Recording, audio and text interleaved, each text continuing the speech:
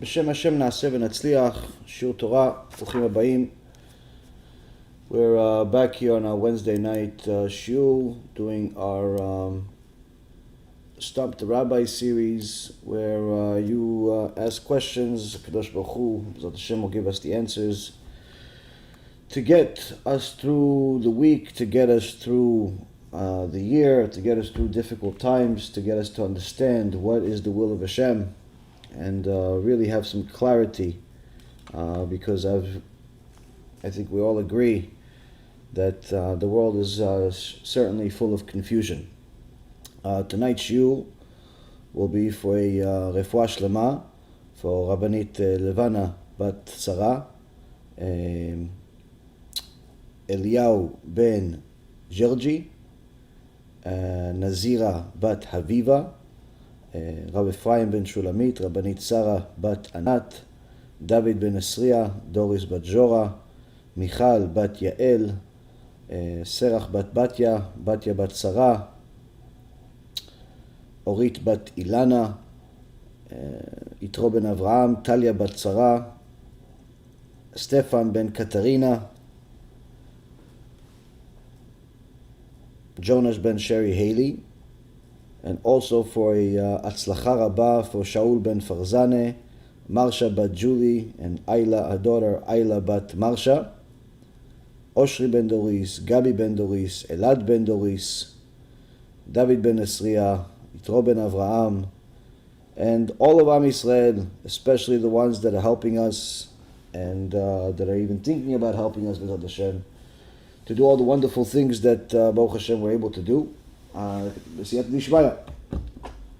So Baruch Hashem is a lot of information, a lot of good things. Hopefully you guys have thought of some good questions that we can go over.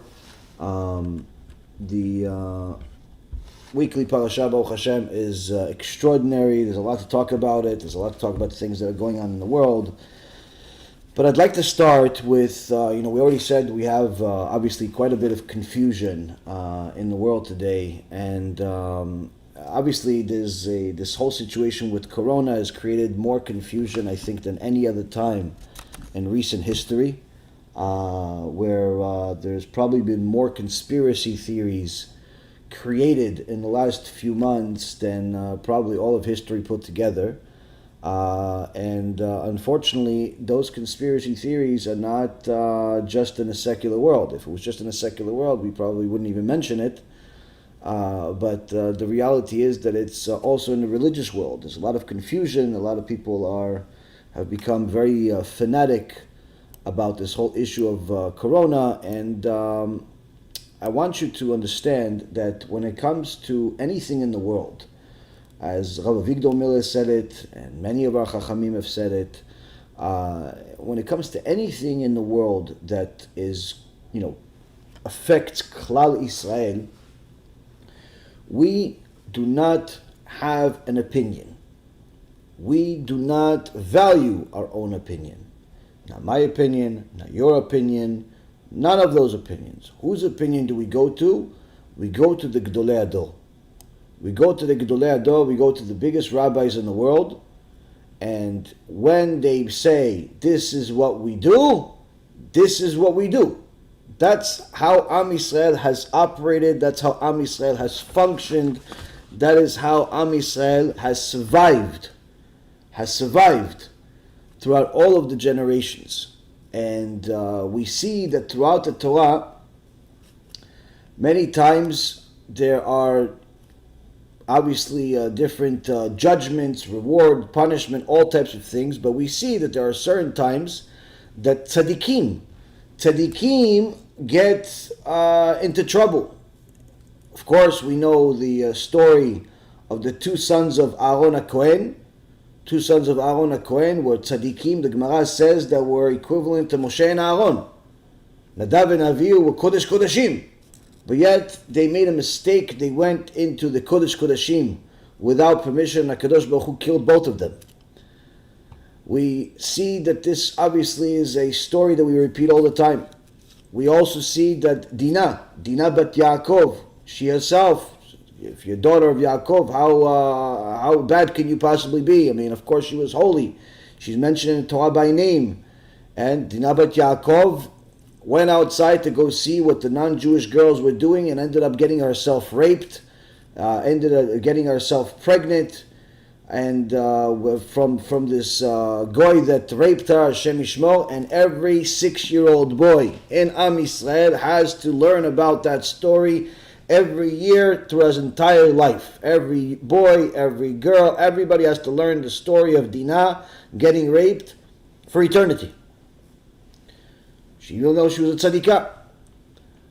We see that there are many times that even the great among us have made mistakes, and nonetheless we see even in this week's parasha, we see that in the last couple of parashot, we have a parashat Miketz this week, parashat Vayetze last week, that the Shvatim, the tribes, each of were Kodesh Kodashim, each were extremely holy, and yet they make a decision to sell their holy brother Yosef, sell their brother Yosef after they put a psak din and conclude that Yosef is simply a rodef. He's trying to kill them. They didn't understand his dreams, they didn't understand his intentions, they misunderstood it, better said. And when it says they went to Dotan, Rashi al Makom says that they made a din, meaning they had a bet din among themselves, and they ruled that Yosef is a rodef and they have to kill him. But then when Reuven and Yehuda interfered, said no, don't kill him, then sell him, and so on and so forth, they ended up selling him. But of course we know that as the people that are reading the story many times each year, we know this is a mistake. It was a mistake from the beginning, it was a mistake from the end, and needless to say, of course, it was all the will of Hashem, but the point being, it was a mistake. So how could the giants make such mistakes? How could the giants make these mistakes? The common element here, the common denominator, I should say, here, is that each time these Gdolim made a mistake, they made a mistake not in their judgment of the decision itself, but rather before it, which is that they made a decision by themselves, without going to the Gdolim, without going to the Gdol Ador and saying, what do we paskin here? What do we do here? Nadav and Avihu had the biggest rabbis in the history of mankind, Moshe and Aaron, and instead of asking them for guidance, instead of asking them for advice, what they do, they judge themselves that they're allowed to go into the Kodesh Kodashim and got themselves killed. Dinah had Yaakov Avinu, the Gdol Ador, the Bechir Ba'avot, the one that was the first one among the Avot even, he's considered. Because the 12 tribes come from him. She had him as her father. She could just go to the Bet Midrash, Abba, listen, can I go out and go see what the Goyot are doing? Surely she would get a clear decision, not allowed. But she did not ask. And she got herself in trouble. Her brothers did the same exact thing. Instead of going to the biggest Dayan in the history of mankind, going to their father Yaakov Avinu, what do? They judge themselves and they judge wrong. So we see here there's a common element that when we judge ourselves, when we decide ourselves, we get ourselves in trouble. Today, unfortunately, there's a lot of people that are becoming the judge and the jury for themselves. And sometimes they are local rabbis. Many times they're not even a rabbi or a Talmid Chacham, but they simply decide to publicize their opinion. Listen, there's a conspiracy, they're trying to kill all of us, the government, the cure, the ailment, the this, the that, all these different things. I'm not going to really spend much time on this, what's right and what's wrong as far as whether to take the vaccine or not take the vaccine. That's not really the issue at hand here. That's the after issue. The issue here is that a lot of people are publicizing their opinions and their videos that they brainwash themselves with, that they've watched countless videos. Look over here, look, they're saying this doctor over here that no one's ever heard of until today, he's been in the business for 20,000 years, and he already knows, from different things, and even though no one ever heard of him, but he is now on TV telling people that there's going to be different types of things in the medicine, and it's changing your DNA to RNA, and they're going to try to turn you into a walking antenna, and it's all because of 5G and blah, blah, blah, and everybody's just pretty much, they brainwashed themselves, and now they want to brainwash everybody else. And now, if that wasn't bad enough that it's being done by the Goyim, it's being done by Am Yisrael, but I don't mean just anyone in Am Yisrael, I mean among the religious people in Am Yisrael. Same thing with the election, same thing with a lot of things. But the problem is, Rabotai, is what ends up happening is when people watch too much news, when people get their information from the Goyim instead of getting it from the Gdolei Ador, from the sages among us, what ends up happening is that you end up developing a predisposition. You end up developing an opinion, a opinion that's strong enough where it becomes your viewpoint, to the extent where it becomes something that you cannot separate yourself from unless God himself removes it from you. Because even if you're wrong, you're so tied to this opinion. Yeah, but I know what you're saying, that it's wrong, but I think that you didn't see all the videos that I saw, and there was some doctor in Bangladesh that he was, he was talking, and all this stuff is destroying Am Yisrael. It's destroying the world, much more than the things they're scared of, much more than the Freemasons, and much more than the Illuminati, and much more than Bill Gates, and much more than all the other conspiracy theories combined. Why? When Am Yisrael does not go to the Gdolim, they are doing two major sins in that aspect. Number one, they're showing they do not have emunat chachamim. They don't have any emunat chachamim. They don't have any faith in our sages, which is in essence, Rabbi Akiva says, Am Yisrael is in a parable, Am Yisrael is like a dove, where without its wings it cannot fly. Chachamim say, what do you mean? Well, of course a dove can't fly without wings. What's the comparison? No, the wings are the Gdolei Ador, the Chachamim. They're the wings. Without us, without the Chachamim, we don't fly, we can't move. So when Am Yisrael starts getting their information from the New York Times and from CNN and Fox News and heretics like Dennis Prager and the other guy I mentioned recently, Ben Shapiro, and that's where we're getting all of our information, the reality is, Rabotai Karim, we are in serious trouble. Why? We do not have emunat chachamim. We don't trust our sages. No. These chachamim, they learn Gemara all day. And what do they know about the news? What do they know about Corona? What do they know about medicine? When you think that your local newscaster, your local blogger, your local whatever, YouTube rabbi, it knows more than the Gdolei Ador, you do not have emunat chachamim. You are in deep trouble. Deep trouble. Second, it shows that we do not have faith in the Torah Kedusha. It shows we have no faith in the Torah Kedusha, as if all the answers are not in it. And what ends up happening is that when we develop these predispositions, when we develop these opinions that become tattooed and ingrained into our mind, now we're saying, listen, we need to get other people to follow us. And once in a while we find some righteous person that says, listen, thank you very much for the videos. I'm not going to waste my time watching them, or maybe I did waste my time watching them, but the point is, I'm not going to do anything. I'm not going to take it. I'm not going to take it until my rabbi says to do it. And my rabbi only says to do whatever the Gdolei Ador says to do.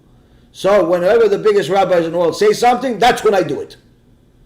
So what does the guy do? The guy with the strong opinion, with the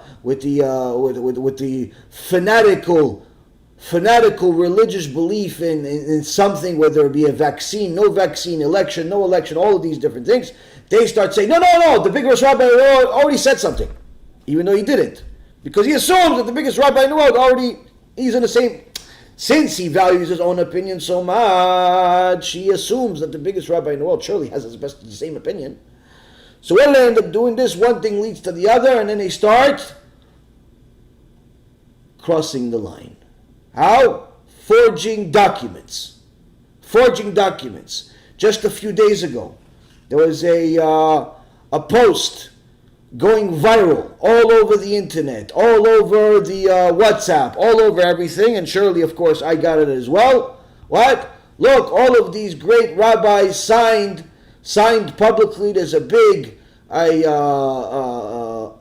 post all over Eretz Israel. It's everywhere. The biggest rabbis in America, in Israel, everywhere, they're saying, do not take the vaccine. And one of those rabbis is none other than Rav Shmuel Kamenetsky, one of the Gedolei Hador of America. He says, don't take the vaccine under any condition. It's going to... Okay, so when I saw, I was surprised. Wow. I mean, it's usually... with the Gedolei Hador, don't paskin this way. Usually there's a letter that comes with it, not some poster in the streets or on WhatsApp. So I was very surprised. It didn't take more than a few minutes of research only to find out what? Rav Shmuel Kamenetsky also got this message. He also got this message that he signed a letter that says don't take the vaccine. And you know what? Rav Shmuel Kamenetsky was as surprised as I was. Why? He never signed a letter.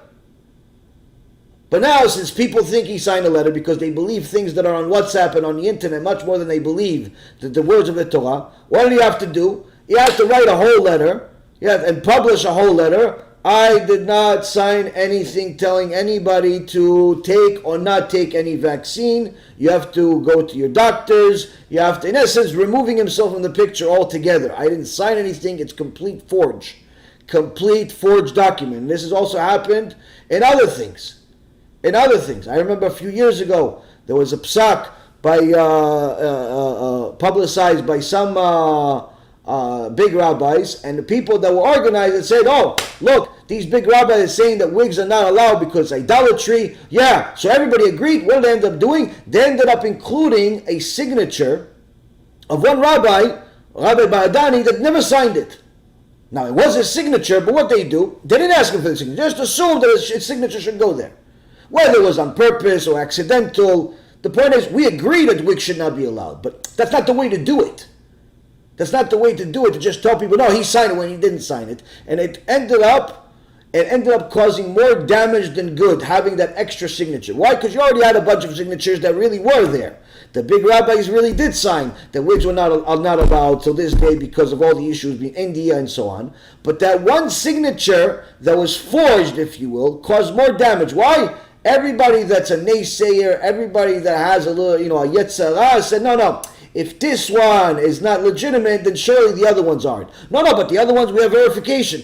Yeah, but you can't really trust people that use this, fake signatures and this and that. One little bit of Yetzirah ruined the whole thing. And unfortunately, this is happening again.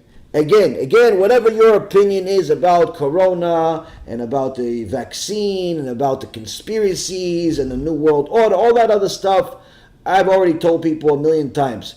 Are there bad people in the world? Sure, it's not a chidush, it's nothing new.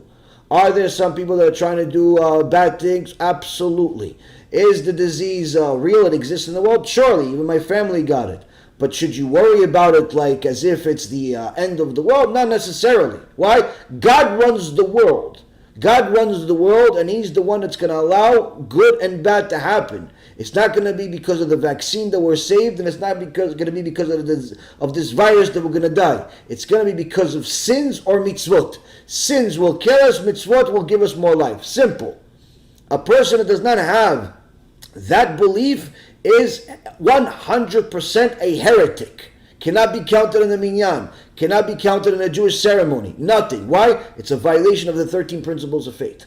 And what ends up happening a couple of times when people don't learn, they end up thinking that their opinion is much more valuable than what it really is, and they end up doing bad things. So they forge Rav Kamenetsky's signature. He has to come out and tell people that he didn't sign it. Now, of course, surely there's going to be some people that read the fake signature and not the legitimate signature. Sure, there's going to be. So some people are going to say, oh, look, even the Gedolei Hador are saying it. And if that's not bad enough, you have a bunch of other rabbis that are not exactly the Gedolei Hador. They're rabbis. Some of them are Talmidei Chachamim. Some of them are actually people we've spoken against in the past. But needless to say, they come out with a document saying, listen, you should take the vaccine if you're this, if you're that. But if you already had Corona, you shouldn't take the vaccine. This is from Orthodox Union, I believe, and RCA signed something. Listen, Rabotai, with all due respect to the decent people and good people at RCA and at Orthodox Union, with all due respect to any rabbi out there, with all due respect to everybody, if you're not a gadol adol, you have no right to speak on behalf of the nation at this point. You have no right to speak on behalf of the nation at this point. Why? You're simply going to mislead us. We have to wait until Rav Mazuz speaks. We have to wait until Rav Kanievsky speaks. We have to wait until Rav Kamenetsky speaks. We have to wait until the Gdolim. Why? This is not a little rabbi issue. This is not a little rabbi issue. This is a big people issue. This is a big tzaddikim issue. Why? It affects everybody. It affects everybody. It's not necessarily affects everybody. If they take the vaccine, they'll be saved. If they take the vaccine, they'll die. No, it affects everybody because if you tell everybody to comply, that's one thing. Why? You're going to have an internal revolution. For all of the people that are brainwashed, they're going to revolt against the rabbis. They're going to revolt against the Judaism. They're going to revolt against everybody. If you tell people don't take it, guess what? We're going to have a revolution against the government. All the countries that we live in the UK, in America, in Israel, everywhere else, you're saying all the religious people are not taking the vaccine, that means it's going to be a world war. Why? That's the reality. You're telling the people, don't take the vaccine. Only the religious Jews are not going to take the vaccine. Okay, so that means you're ready for war. So you cannot be an average rabbi or even a Talmid Chacham. If you're not a Gadol Adol, you cannot speak at this point. And for all of you non-rabbis, even more so, you shouldn't speak. You shouldn't share your opinion. You shouldn't share the videos. You shouldn't do anything. Right now, simply learn Torah. That's all Kadosh Baruch Hu wants. But what ends up happening, Rabotai, is that you say, learn Torah, learn Torah, learn Torah, learn Torah. People don't listen. People don't listen. Because they think that they can find the truth somewhere else, as if the truth exists somewhere else. And this has a lot to do with Hanukkah. This has a lot to do with Hanukkah. The Bet Yosef, Rabbi Yosef Karo, in the Bet Yosef in Orach Chaim, section 682. He says, look, there is a supplication prayer in Amidah, and also in Birkat Hamazon, that we say during the time of Hanukkah. And in this supplication, it appears as if we are saying everything is the opposite, where it says you saved the lesser, the fewer versus the many. You defeated the strong and saved the weak. You did all these different things that the powerful and the weak. Okay, but then until the end, it says that you brought salvation to the ones who toil in Torah, oskeh betoratecha, and destroyed the zedim, the willful sinners. So Rabbi Yosef Karo asks a big question.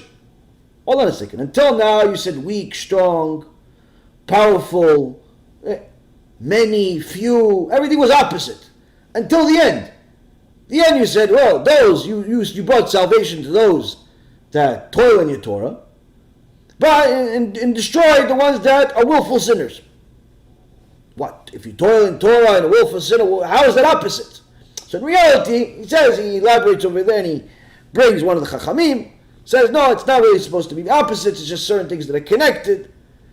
But the question is, what is Zedim? What is Zedim? Zedim literally means willful sinners. People that willfully sin. They know it's a sin, they do it. They do it. They know you're not allowed to drive on Shabbat, they drive on Shabbat anyway. Why? I'm going to shul. I'm going to shul. Why? They decided that it's okay to drive on Shabbat. Since we mentioned him already earlier, that guy Dennis Prager, we haven't done a whole expose on him because I haven't gotten a chance and I haven't seen the value of it so much yet. But just so you know, a lot of people like to watch his videos. Even myself, I used to like watching some of his videos. He sounds like an intellectual, says a lot of good things, but in reality, you're not allowed to listen to anything that he says. Why? He's a heretic and a hypocrite. Heretic and a hypocrite. Why? He outright not only says that he drives on Shabbat, but he thinks that it's perfectly fine to drive on Shabbat. Why? Because he says, I'm driving to shul on Shabbat. And also, Yom Tov Sheni, even though Chachamim instituted that we should have Yom Tov Sheni, no, I don't believe in it. Why? You don't really need it anymore, you don't this, you don't that. In so many words, he's a heretic with a degree. But he still has the chutzpah to write commentary on the Torah and talk about the Torah. And who gives him the stage? Who gives him the stage other than the Christians and the Goyim? Who gives him the stage? Modern Orthodox rabbis, modern Orthodox keilot give him the stage. So he's proud of that. Says, look, modern Orthodoxy accepts me. They tell me, oh, Dennis, how come you're not more frum? How come you're not more frum? But they still give him the stage to speak to his keilah, to their keilah and their schools and YU and all these different schools and all these different keilot. And in essence, they become partners in achtat harabim, causing the public to sin. But anyway, who are these Zedim? Zedim are people like him. People that know it's not allowed to drive on Shabbat, but they drive anyway. People that know you're not allowed to eat certain things, but they eat anyway. That's Zedim. They're willful sinners. Now, where is it mentioned in Torah, Zedim? Many, many places. In Jeremiah, in the Tanakh itself. But we're going to point out one specific one that I learned today when I love. Oh, Ephraim, God bless him. In Psalms 119, the longest Psalms in the entire book of Psalms. 119. In 119, there's a whole dialogue between David HaMelech and HaKadosh Baruch Hu. A whole dialogue. In Psalm 119, verse number 21, David HaMelech says something interesting. Something unusual. He says, Ga'alta zedim arurim, ashogim mimitzvotecha. You rebuked the accursed willful sinners, the zedim. You rebuked the accursed willful sinners who stray from your commandments accidentally. Shogeg, what's shogeg? What's shogeg? Shogeg is making a sin accidentally, meaning you didn't know it was a sin. You didn't know. So hold on a second. Comes Rabbi Ephraim and says, hold on a second. This doesn't make any sense. On one hand, David HaMelech says to HaKadosh Baruch Hu, you rebuked these willful sinners that are cursed. Why are they cursed? Because they're making accidental sins. Wait, so are they willful sinners or are they accidental sinners? Which one is it? Accident or willful? If they're willful, okay, well, I understand. That's why they're cursed. But you're saying on the same verse, not somewhere else. Same verse, you're saying, no, accidental sins.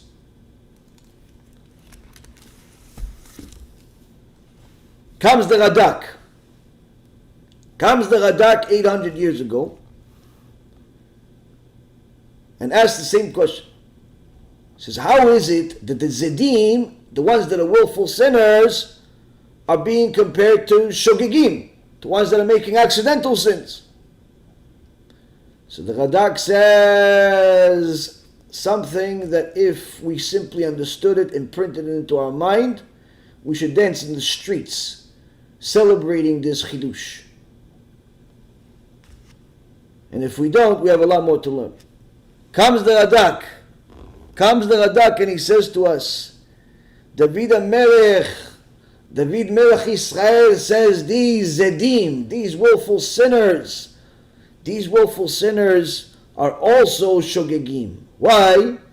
Because they are purposefully, willfully not learning the Torah and therefore end up making accidental sins. It's not that they are sinning against the Torah because they don't like Hashem.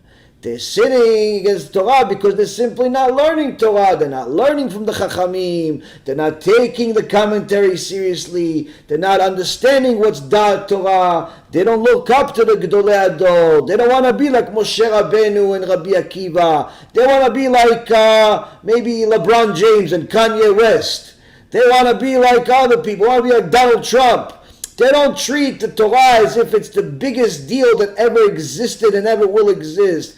They, they'll watch a shiur here and there when they have time. You have something shorter, Rabbi? 2-hour shiur is too long. Have something shorter? Yeah, maybe once in a while I do a shiur for an hour and a half. No, you have something shorter, maybe like 5 minutes. 5 minutes? What can you get 5 minutes? Yeah, okay, so you send him a 5-minute clip. Listen, Rabbi, it's modern time today. Now there's rabbis making clips 1 minute. Can you give me 1 minute clip? Hashem yishmor v'yatzil. For many years I was against it, making clips for 1 minute, but unfortunately due to the times and even because of the ability of reaching certain types of people in certain places, we're even now making 1 minute clips. What can you possibly get in 1 minute clip? You're not going to get anybody to do tshuva in 1 minute clip. What are you going to get them? Interested to potentially listen to the 5-minute clip. And hopefully the 5-minute clip will get them to listen to the hour clip. And the hour one's going to get them to finally watch a shiur. So in essence, what's the 1 minute clip? Marketing. That's all it is. It's not going to change anybody's life. All it is, it's a marketing tactic. That's all it is. But the reality, Rabotai Kareem, is those people that only have 1 minute to watch Torah, but 2 hours to watch basketball, 3 hours to watch baseball, 5 hours to watch everything else. But only a minute for Torah. Only 20 minutes for Torah. Only once in a blue moon for Torah. The Radak says these people, they end up making accidental sins. Why? Because they intentionally do not learn. And what does the Chachamim say? What do the Chachamim say about people that don't learn? Pirkei Avot, we did a whole series on 179 lectures with an average of almost 3 hours per lecture. Baruch Hashem, enormous amount of siyata d'ishmaya. Highly recommend for everybody to listen and study every single lecture, time and time again. You can watch it on our app, Be'ezrat Hashem, for free. Go to the Google page, Google Android or Apple iOS. Download the app. It's called Be'ezrat Hashem, Beezrat Hashem. Download the app. You can watch the whole series there for free. Or you want to use YouTube, you go to YouTube. Go to our page, Rabbi Yaron Reuven. Go to playlist. Over there you'll see Musar Pirkei Avot. Press play and don't stop. 179 lectures, over 400 hours of material. Best yet, you could also buy the USB. Go to our website, be'ezrathashem.org. Order yourself a USB with all of the lectures and also some bonus lectures and movies on there. Order it for yourself, order it for your friends. And for those that are watching this message right now, when you order it, you can say that you watched this shiur, Stump the Rabbi 75, and because of that, Rabbi Yaron Reuven wanted to give you a present. What's the present? Buy one, get one free. Buy one Pirkei Avot USB, get one free. You give to your friend for free. Do kiruv for free. I want to be a partner with you to do kiruv. You want to do kiruv with yourself? I want to do kiruv with you, with your friend. But on the website, it's going to be, you're going to buy only one. But if you email me that this is what you do, you just bought it, and I'll send you another one. You buy 10, I'll give you 10 for free. Why? I want to be partners with you to do kiruv. Because you're going to learn Torah. Because you believe in the Torah. Point is, in this series, we went over every single Mishnah in Pirkei Avot. And in Mishnah Avot, section 4, Mishnah number 13. Shgagat Talmud Ola Zadon. Chachamim clear it up for us. Say, when you make an accidental sin as a result of not learning purposefully, meaning you had time to learn, but instead you went to play video games. You had time to learn, but instead you watched movies. You had time to learn, but instead you went to play basketball. You had time to learn, but instead you went to the mall. You had time to learn, but instead you slept for 12 hours a day. You had time to learn, but instead you just did anything else that you didn't really need to do. You had time to learn, but you didn't, meaning you purposefully didn't learn Torah. That accidental sin is now judged as a purposeful sin, which is exactly what the Radak is saying. Therefore, their shogeg sins, their accidental sins, are now judged as mezid. And this is in essence what David HaMelech is saying. It says you rebuked these purposeful sinners who sinned accidentally. Why did you rebuke those purposeful sinners when they sinned accidentally? Because they purposefully sinned of not learning Torah and ended up making shogeg sins. And that's why David HaMelech says, that's why I call them arurim, cursed. They cursed themselves by not learning. They cursed themselves by not learning. When we do not learn Torah, Rabotai, we're simply destroying ourselves. Man, woman, or child has to learn Torah every single day, no exceptions. Some people learn more, some people learn less, but you have to learn Torah every day. Why? The more you learn Torah, and I don't mean just watch a video in the background and enjoy it like it's a movie. I mean learn, meaning you're going to take down notes if you're watching a shiur or listening to a shiur. You're going to highlight some things and take some notes if you're reading a book. You're going to do whateve you can to study. Mamash, toil in whatever you're learning. You're going to try to memorize certain things, apply certain things to your life. If you don't study Torah, what ends up happening? You become part of this conspiracy theory. You become the conspirator yourself. You become the alien. You become everything else. You become everything but what you're supposed to be. Why? When you don't learn Torah, it becomes impossible to connect to it. When you don't connect to the Torah, it becomes impossible to have emunat chachamim, to have faith in our sages. When you don't have faith in our sages, it's simply lost. Finished, Rabotai.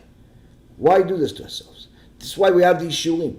We have these shulim as an opportunity to not only give another Dvar Torah, but also as an opportunity for people to see the power of the Torah. The power of the Torah. You ask a question, Baruch Hashem, the Torah has answers. Torah has answers. There's no question that Torah doesn't have answers. I may sometimes not have an answer, but Torah always has answers. Always has answers.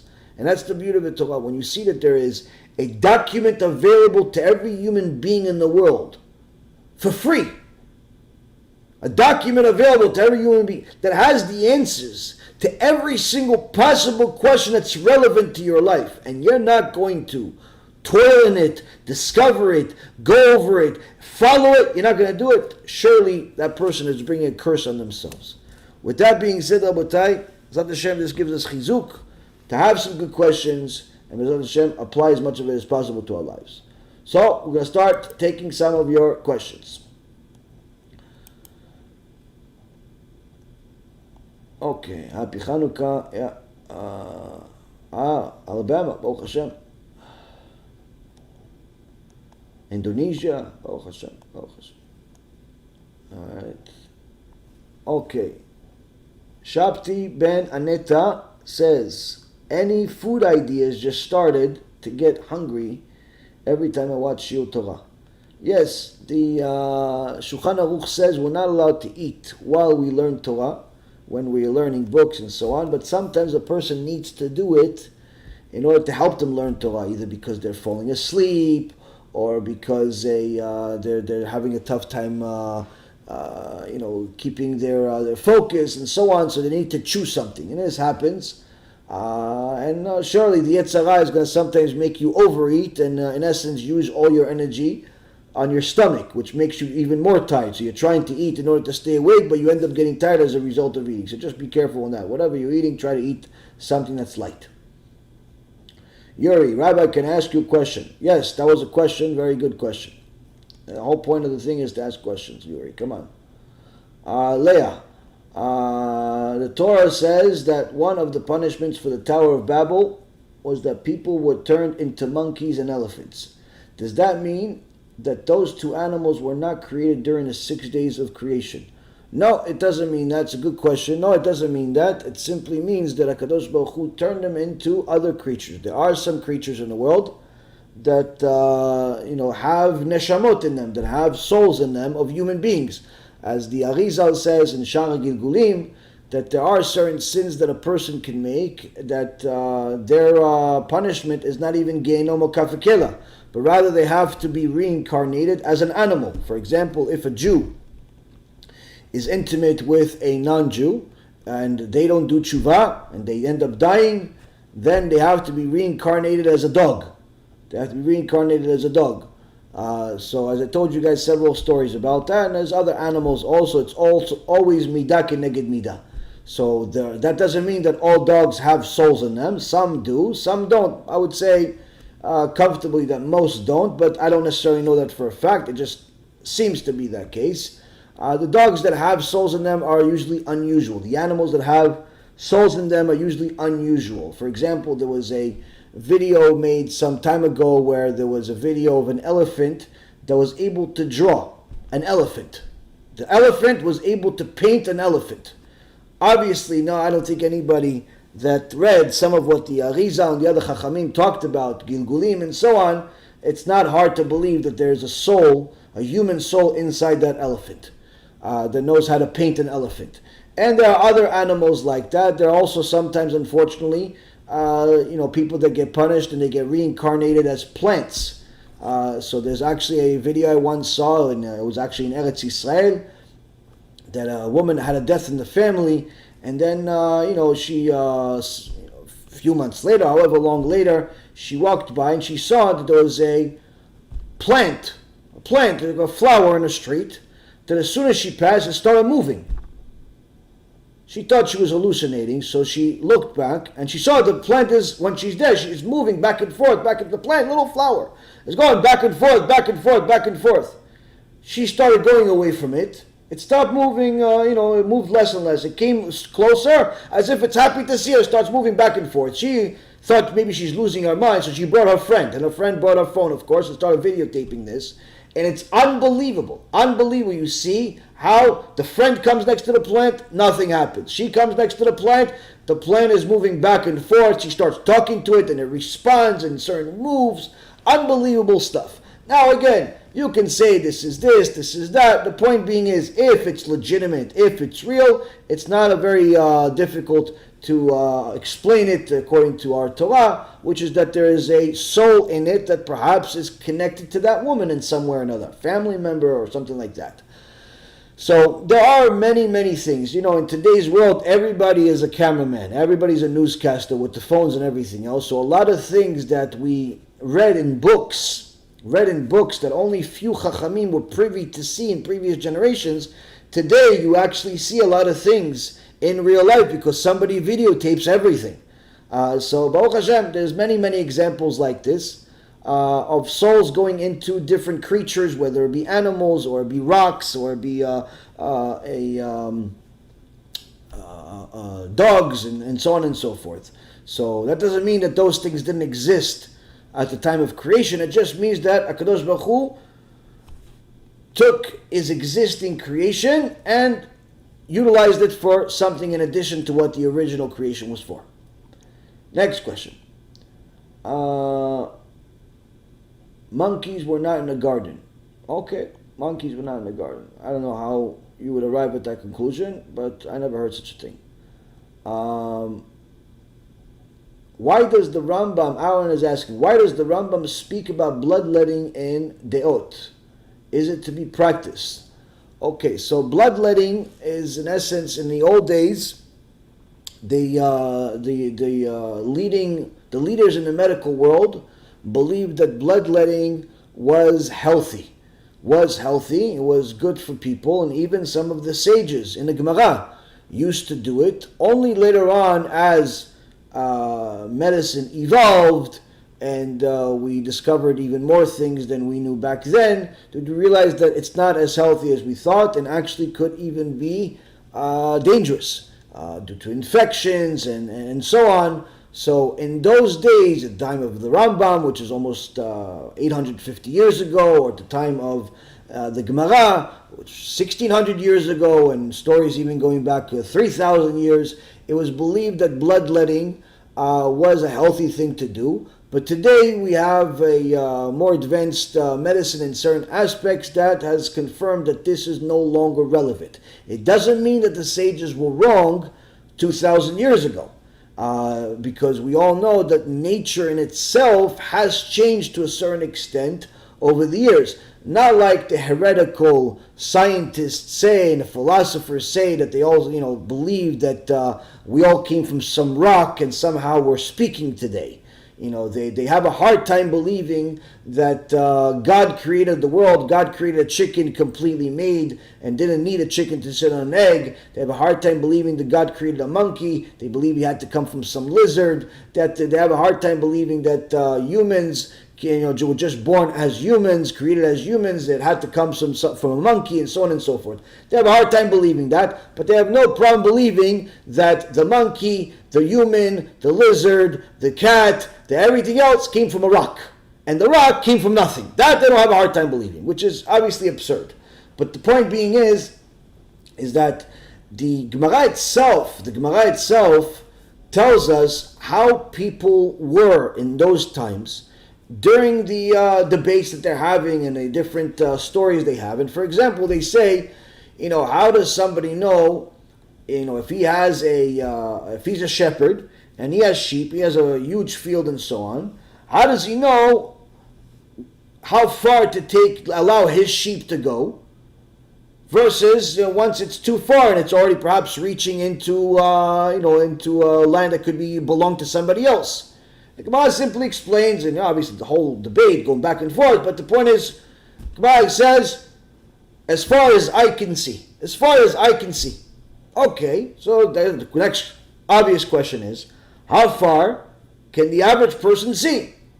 It said, they gave a description in the terms of that day, measurements of that day, which in today's terms, 10 miles. Meaning that the shepherd of that day, 1,500, 2,000 years ago, was able to see with the naked eye 10 miles. Today you can't see 150 yards barely sometimes. Some of us can barely see in front of us. We're talking about the average person was able to see 10 miles. 10 miles. Or another Gemara says, one of the tzaddikim was already older, but there was a fire in the building. He took two people, carried them and ran. A human being, one individual, took two human beings, carried them both, one in one arm, under his arm, and started running. Who has such a strength? Even the strongest men in the world don't have such strength. Now you could say, wow, were they superhuman back then? No, that was just human back then.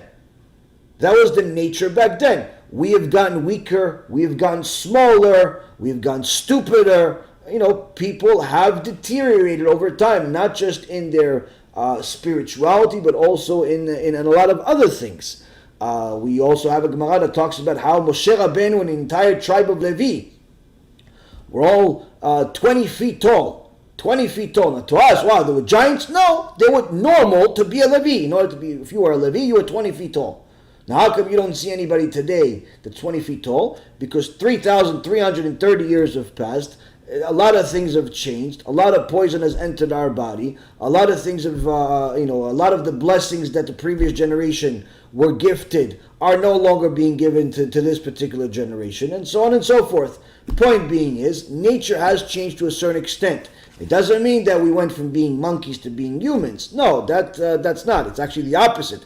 It's actually humans. Hashem turned some of them into monkeys at the Tower of Babel as a punishment, and some of them into elephants as a punishment. But the point being is that the nature of people has changed, so has medicine to a certain extent, and there is actually a movie that we did, a 5-part movie that we did called Torah, Science, and Ancient Wisdom, that I highly recommend for people to watch, because much of it talks about some of the ancient medicine that was already discovered at the time of the Gemara 2,000 years ago that is actually being utilized today. For example, anesthesia or different medicine for the eyes. There was better medicine in certain aspects available 2,000 years ago than what we have today.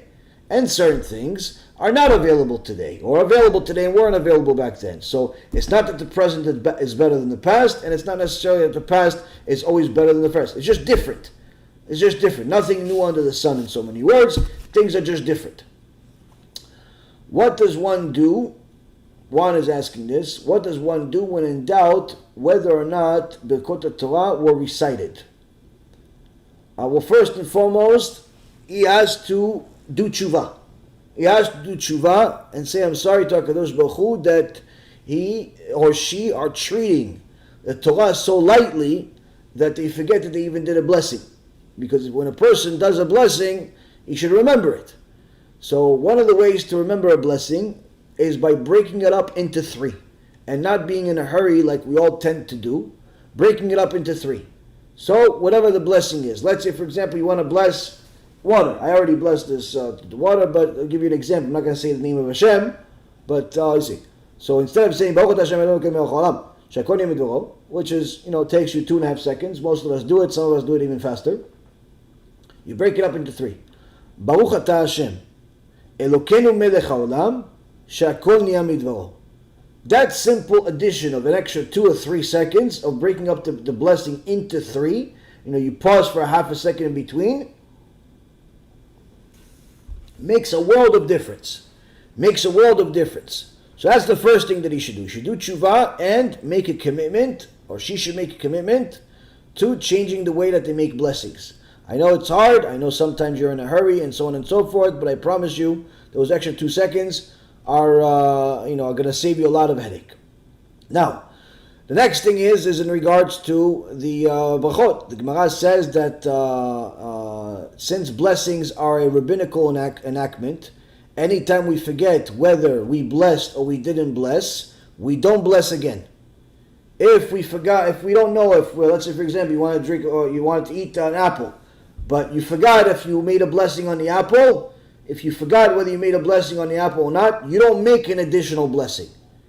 You don't make, because blessings themselves are rabbinical enactment, we do not correct it by blessing again. And the reason why is because if you already blessed and you just simply forgot, that means that the second blessing is now not a blessing, but rather it's a sin of taking Hashem's name in vain. So that sin of taking Hashem's name in vain, saying Hashem's name in vain, is much greater than the benefit of blessing in case you didn't bless. So therefore, because that's a biblical sin, so you don't sacrifice making a biblical sin for the sake of benefit of a rabbinical mitzvah. So if you forgot whether you blessed or not, you do not do a blessing unless it's Birkat HaMazon. Unless it's Birkat HaMazon, because Birkat HaMazon is from the Torah. That's the only one. Otherwise, everything else is a rabbinical. But again, like I said, the most important part is to do tshuva and to make sure to put more thought into your blessings.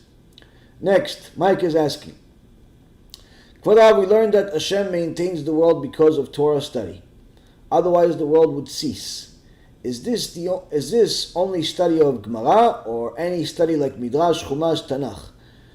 Baruch Hashem, fantastic question.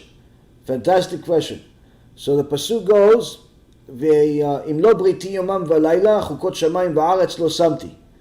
The Kadosh Baruch Hu says to the prophet Jeremiah that if it's not from my covenant, my Torah, being learned day and night, the rules of the world will cease to exist, whether it be gravity or it be the way that the chemicals and atoms and so on connect to each other, or simply our ability to breathe. The world will simply cease to exist. Now, so he says, Briti. What's Briti? Briti is my covenant. What's my covenant? Torah. What's Torah? Torah is everything that's related to Torah. The oral Torah or the written Torah. Either reading in the Chumash, or learning a Gemara, or learning Musar, or learning a Shiur Torah, or giving a Shiur Torah, or learning some Halachot, or learning some Zohar, and so on. Any part of the Torah, anything. Even you learning, and actually even I would say not even. It's a high level of learning. With what? You learn with your kids. You learn the little kid. You got a little 4, 5, 6, 7-year-old kid. Tell him, long time ago, there was a tzaddik named Avraham. What's tzaddik, Abba? What's tzaddik? Tzaddik is someone that's really righteous, does everything Hashem says. Oh, what's Hashem? What's Hashem, Abba? Hashem, He's the one that created the whole world. Everything that you see, Hashem made it. So who made the sun? Hashem. Who made the sky? Hashem. Who made you? Hashem. Who made everything? Hashem. That is Torah. And guess what? That little kid, he's going to say, okay, well, he doesn't know how to read yet, but he's starting to learn letters. Aleph, Bet. Chachamim say, when a boy, a girl learn Aleph, Bet, that's Torah. When a boy or girl learn Aleph Bet, that's Torah. That's Torah. So if it's not for that Aleph Bet, the world could simply disintegrate. So all Torah, Musar, Halakha, Shure Torah, Gemara, everything is maintaining the world, Baruch Hashem. And that's also part of the reason, I think we answered this question last week, part of the reason of why HaKadosh Baruch Hu made the world in such a fashion that there is a North Pole, South Pole, and there's different people with different hours, meaning that here I'm in America, it's a 7 hours behind Israel. And it's 17-hour difference, I believe, to Australia. And so on and so forth. There's different times. Why would Hashem make the world different hours where it's day here but night there, and so on and so forth? In order to make sure that His world continues. In order to make sure that His world continues, because sometimes somebody's going to be able to learn at night but not during the day. So what happens? Hashem makes sure that there's somebody else in the world that when it's day for that guy that he can't learn, there's somebody else in the world that's learning. Somebody else in the world that's learning during that time. So that way there's someone always learning 24 hours a day in the world, because over there it's day, over there it's night, over there it's busy, over there it's less busy, and so on and so forth. Okay.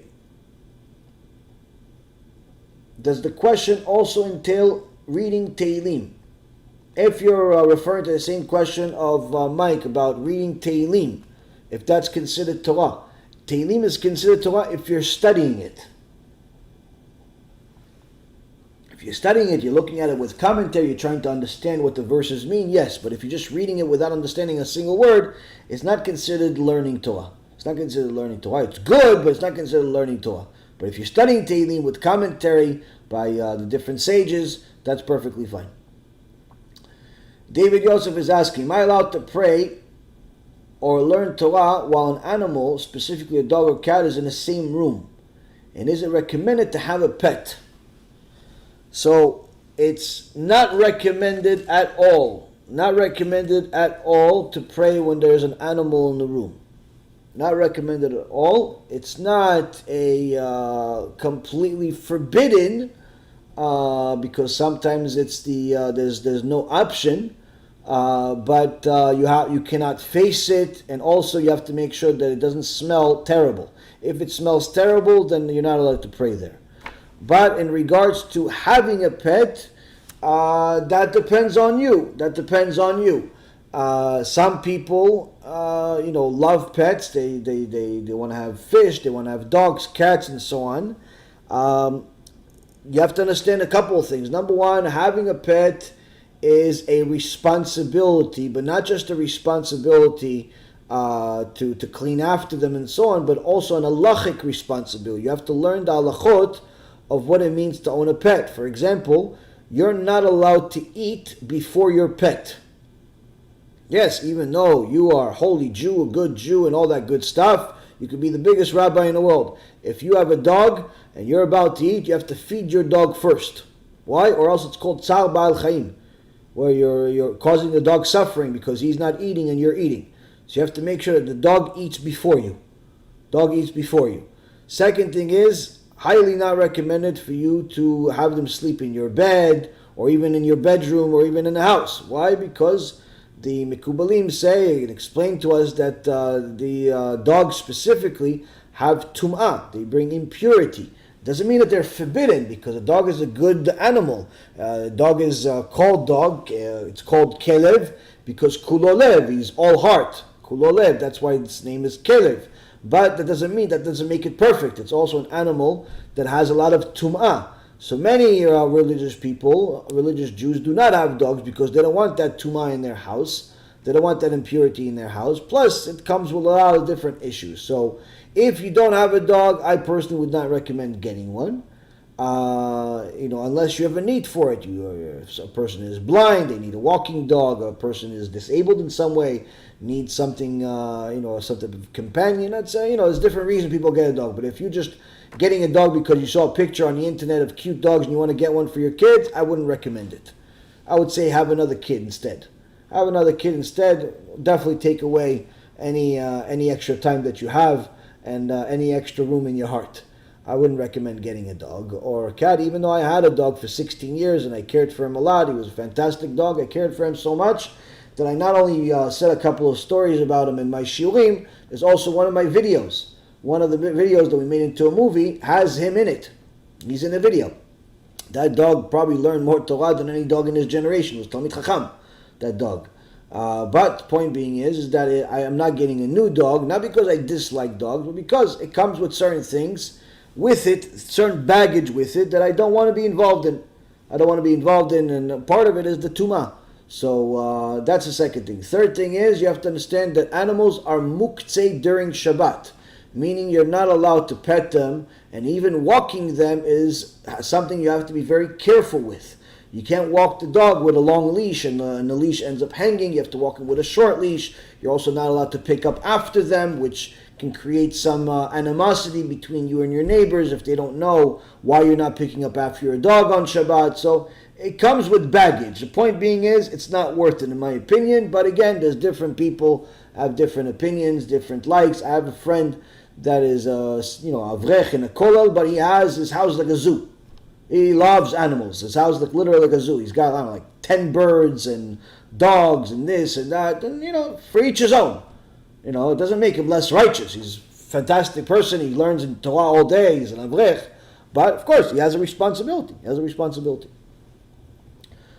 Reuven Tel is saying, Rabbi, you spoke a few weeks ago about Hasidim learning on Christmas. I just want to clarify for everyone that most Hasidim don't learn on it. Some do December 25th, but most do January 6th.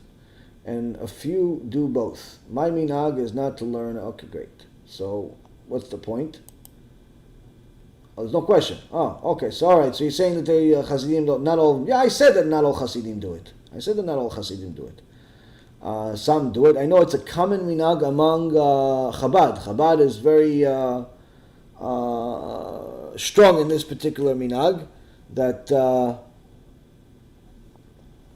they even have parties during that day, and they don't learn Torah. This was not an acceptable minhag among most of Klal Yisrael, including many Hasidim. Okay. Steve is asking, how are people not scared to death publicizing something like that in the name of a big rabbi? Oh, when a person has no yirat shamayim, they don't have any fear of any rabbi or anything. As we learned from Avraham Avinu, Avraham Avinu told the people that the only reason why he said that his wife Sarah was his sister is because he says, I saw that there's no yirat shamayim here, and they'll kill me over my wife, meaning that they'll see, oh, she's married to him, so let's just take him out of the picture, and now she's single. But if she's a sister, that means she's single. So when people have no yirat shamayim, then they will do anything. So much so that the Gemara says, you should not put yourself in danger. What kind of danger? Don't ever be in a room alone with someone that does not have yirat shamayim, doesn't have fear of God. Like to be in a room alone with an atheist or heretic, alone, no one's there, it's at night sometime, or it's there's nobody else in the office, you're alone. If anybody can walk in and out and you're in a meeting, no problem. But if you're you're alone, you're the only two in an office, you're the only two in a house, or something like that, Gemara says you're putting your life in danger. Why? Someone that does not have yirat shamayim is always suspected that they may kill you if you get them angry. So the point is, the Gemara already tells us that if a person has no yirat shamayim, he's always suspected of a potential killer, or being a potential murderer. Needless to say, to make forgery in documents. So it's just an issue of having no yirat shamayim. Nisi, according to the Torah, how should a man propose to a woman? What is allowed and what is forbidden? And what is the most kosher way? Very, very good question. I don't think we've gotten this question before in public. So Jewish dating is very different than secular dating for a few reasons. Number one, there is no intimacy allowed whatsoever when you are a Jew and you're dating. No intimacy whatsoever. Not even holding hands. Not even kiss on the cheek, nothing. You're not allowed to touch the girl's not allowed to touch you. That's Jewish dating. Jewish dating is about getting to know the person and connecting the neshamot and making sure that you have a similar ideology and you want to grow together. No touching whatsoever. Why? Because you don't want anything to distort your opinion, such as lustrous thoughts and otherwise. So when you become physical with somebody, that automatically creates lustrous thoughts and can easily cloud your mind and your judgment. So there's no intimacy whatsoever, even holding hands. Again, I emphasize, even holding hands is not allowed in Jewish dating. Okay, that's number one. Number two, Jewish dating is usually not a very long-term process because there's no physicality and so on. It's not very long. I mean, some people, and some Hasidim, for example, they are very stringent in regards to this, where they give a maximum of 3 dates. This is not the standard, but nonetheless, there are some Hasidim that I know that maximum 3 dates. You go on 3 dates, you decide if you want to get married or not. If you're not getting married for 3 dates, move on. So that's their minhag. That's not common. That's not common though. Most, in others, there's many dates. Some 5, some 10, some as many as you need to decide that you want to get married. But that doesn't mean you're going to be dating for 3 years like the secular world does. Why? Because at that point, once you get to a point where it's already many months, the feelings already start getting created even without, and you end up falling in a test. So Jewish dating, generally speaking, is shorter term. I would say, let's say, a few months at most. I have students that have literally dated 3 times and they decided to get married, even though neither one of them grew up in a Hasidic family. And I have some students that it took them 2 months, 3 months to date and they decide to get married. So it all depends, but generally speaking, it's not very long. It's not, we're dating for 9 years or a year and then decide to get married. None of that stuff. So that's another thing. Jewish dating is very short and there's no intimacy. Another thing is that the main focus of Jewish dating is getting to know each other, not spending any time going out on any double dates or getting to know each other's family or all that stuff. First, you want to get to know each other. Why? Because you're marrying each other. You're not marrying each other's family. You're not marrying each other's dog. You're not marrying each other's friends. Generally speaking, it's better not to go on double dates at all. Why? You're not going to develop anything good out of that double date. It may be enjoyable, but you're not going to know if you want to get married or not as a result of that. The whole point of Jewish dating is that it has to be productive. It has to be productive. You have to ask certain questions, and in essence, get to know the person. Once the discomfort is out of the way, and you know who she is, she knows who you are. How old, what's your favorite color, how many brothers and sisters you have, all the basic mumbo jumbo that takes a little bit of time in the beginning. After that, you can start talking about real things. Okay, what do you plan to do? How do you see your life? How many kids do you want to have? Where would you want to live? What would you do first thing? And dating gets serious. And then I tell people that as if you're really, really serious, you've already dated, you've gone through all the basics. Now you have to start playing house, meaning not chas v'shalom touch each other, but rather play house, meaning you start asking questions of, okay, so let's say we got married, because at that point already you are very serious about each other and you're actually thinking about getting married. So you say, let's say we did get married. What happens now? Okay, wedding, we had the wedding, Baruch Hashem, we had it in the hall you picked, with the caterer I picked, and the all that stuff. Okay, day after marriage, then what? What do we do? What time do we wake up? Oh, I wake up at 10 o'clock. 10 o'clock. I'm already at work at 7. So, there goes the first argument. Okay, can I continue staying till 10? No, absolutely not. Yeah, but I don't need to go to work. I'm going to be the housewife. Doesn't matter. Why would you sleep till 10? Or some guy will say, sleep till 12. What do I care? So that's the point. You have to have a discussion about that. Then it's okay, so wake up at this time. We'll go to, okay, what are you going to work? You're going to learn? You're going to do both? What do we do? Who's going to do the shopping? Who's going to take out the garbage? Who's going to, which rabbi we're going to go watch? If there is any other rabbi that we would watch other than Rabbi Reuven. Point is, we ask all these different questions, and you go through the whole thing. You literally go through a day, then you go through a week, then you go through a month, then you go through a year. Where do you want to be a year from now? Then you go through 5 years. Where do you want to be 5 years from now? And you could even go 10 years. These discussions could literally last a century. But the point is, you're supposed to get a very good idea, because that's usually the time where there's going to be the most amount of differences that matter. And you have to decide if they matter or they don't matter. Now, once you've gone through this part, and you decided, okay, we agree on most things, we've settled on other things, we learn how to cope with everything else, okay, let's get married. The marriage at that point is not like the secular world where it's a complete surprise. Oh, he took me to a field, he took me to a baseball game, and there was a balloon in the sky telling me, will you marry me? That's only in movies and in Goyim world. That's not Am Yisrael. Am Yisrael is in essence a decision that's mutual.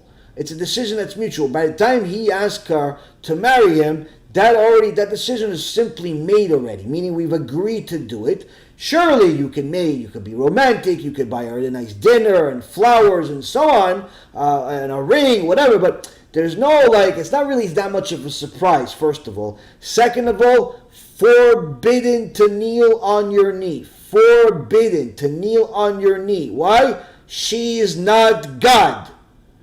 Jews are not allowed to kneel on a knee to anybody other than a Kadosh Baruch Hu.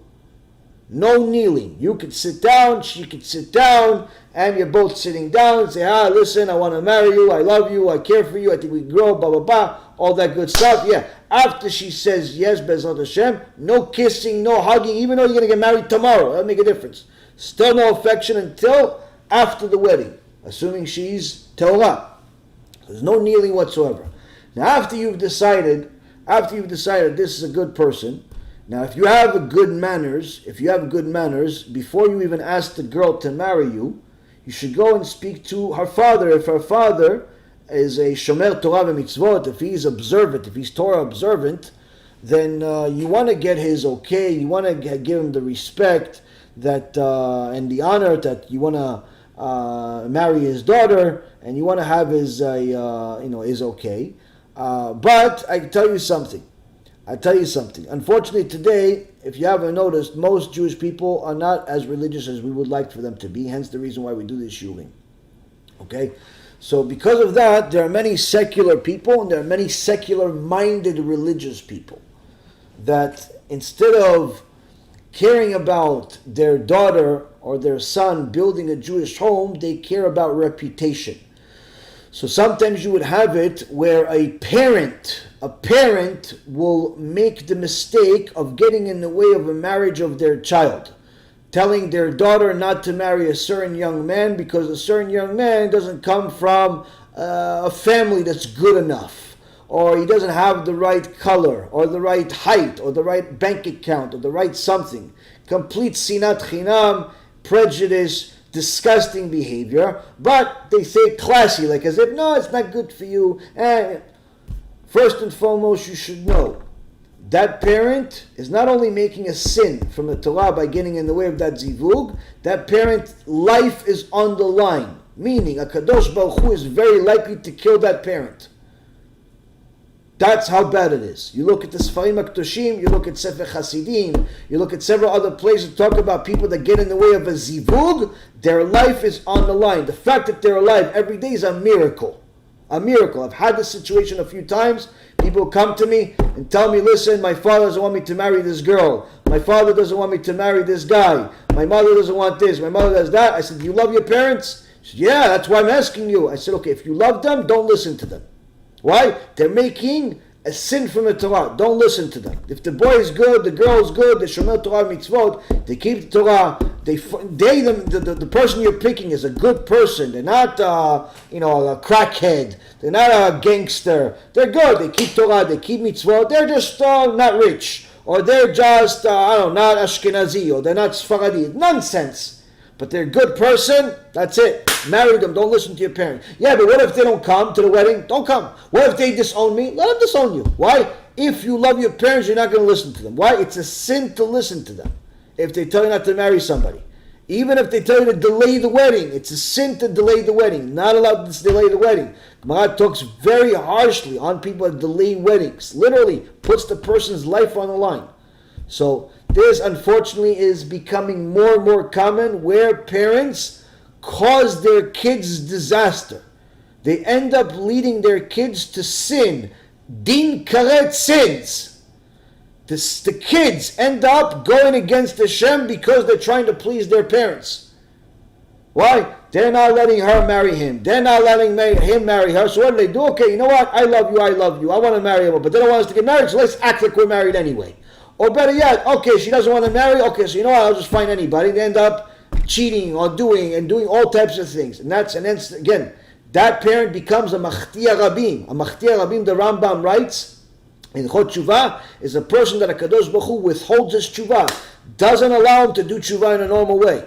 So if you're a person that knows another person, or you yourself are in a person where your parents are telling you not to get married to a specific person that's a good quality person that keeps Torah and mitzvot, and there's really nothing wrong with them, it's just that they prefer somebody else for you that they believe is better, do not listen to them. Do not listen to them. And I've actually had situations where I told the parents to their face, that they're making a big sin and they're going to get punished for it if they don't change right away. And I told this to them right next to their kids. And I told their kids not to listen to their parents.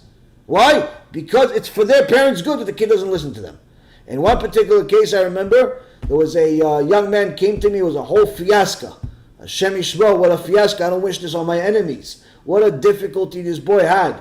He had a fantastic Bat Israel, Isha Kdosha, really, really precious girl, good girl, but one time she annoyed the father because she didn't say something, she didn't, give him enough kavod or something. So the father said to the son, that's it, wedding's off, you're not marrying her. What do you mean, we're not marrying her? By Allah, I care about her, I want to marry her. No, you're not marrying her. She had said she's disowned. What disowned? But what do you mean? I want to marry, not you. No, if you marry her, I'm going to disown you.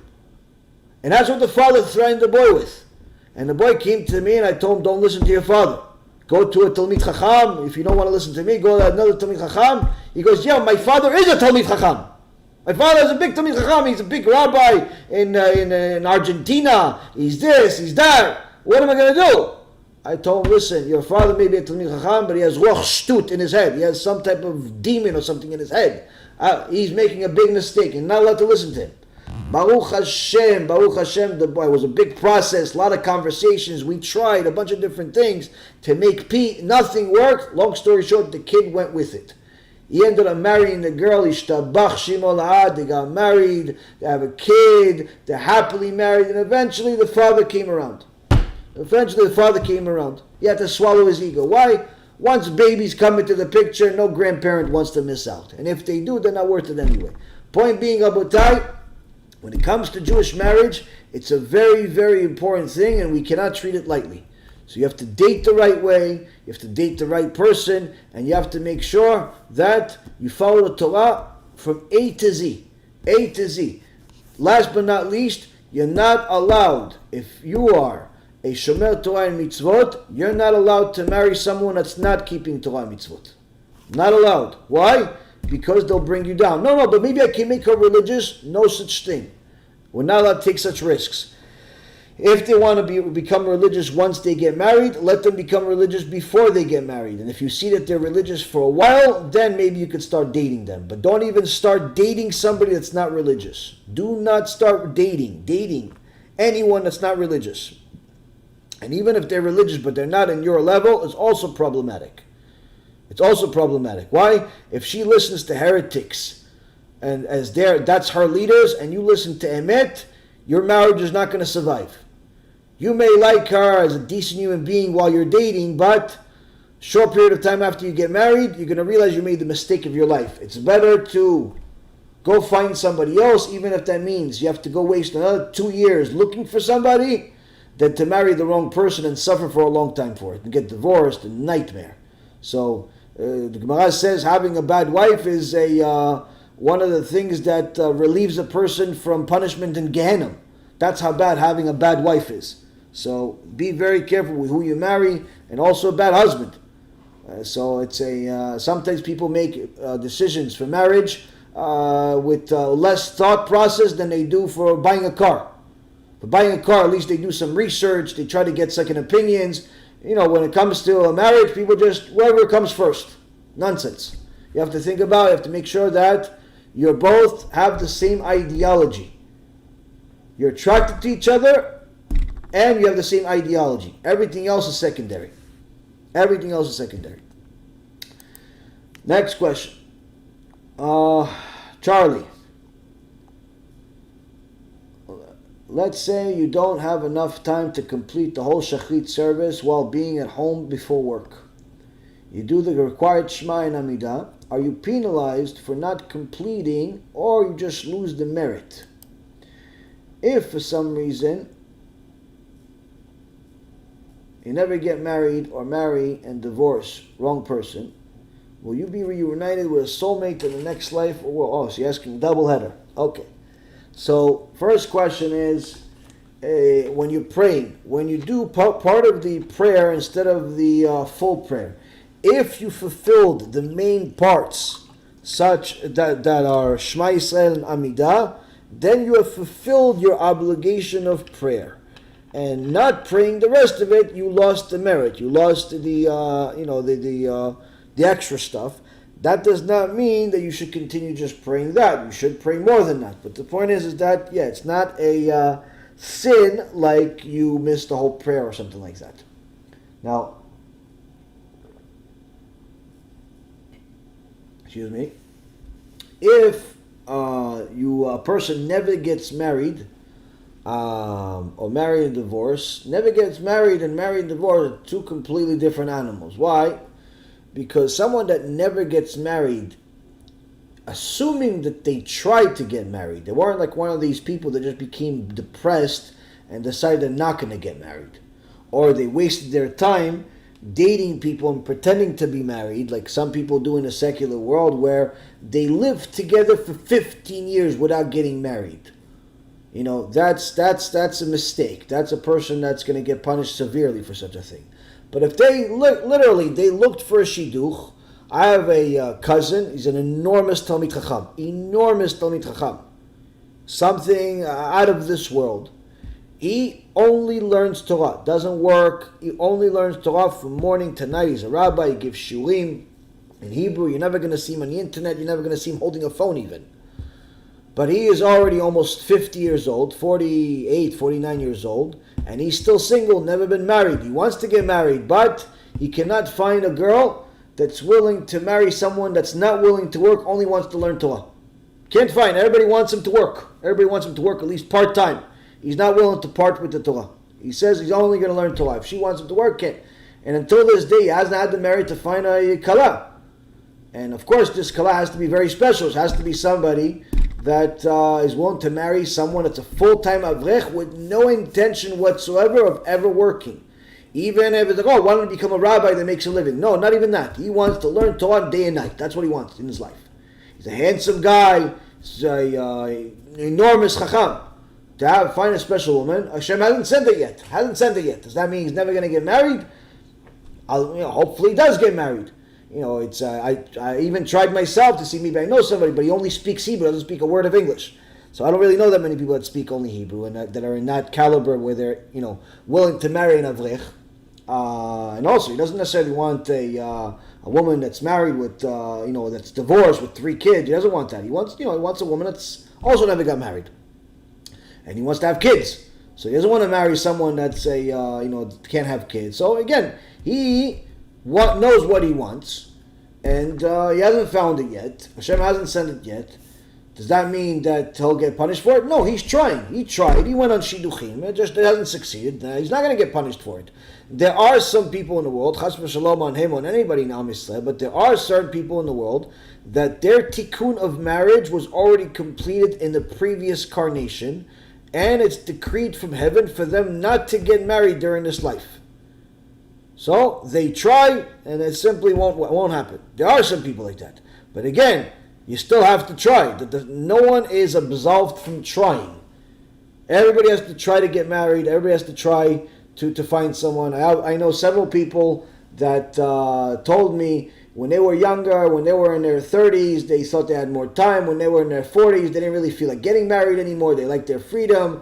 Now that they're in their late 50s, and in one case in her 60s, says she can't wait to die. Why? She feels lonely. And she knows she made a mistake. She didn't have kids, and she didn't get married, and she thought she's going to be free like a 30-year-old. for the rest of our life. And, in essence, she realized she made a mistake of her life. So don't be a fool. It doesn't matter how old you are, you're 20, you're 30, you're 50, you're 60, don't give up, try to get married. Try to get married. I have one of the biggest Mekubalim that in a previous name escapes me, Shem Shmo. Rav Kaduri, Alav Shalom.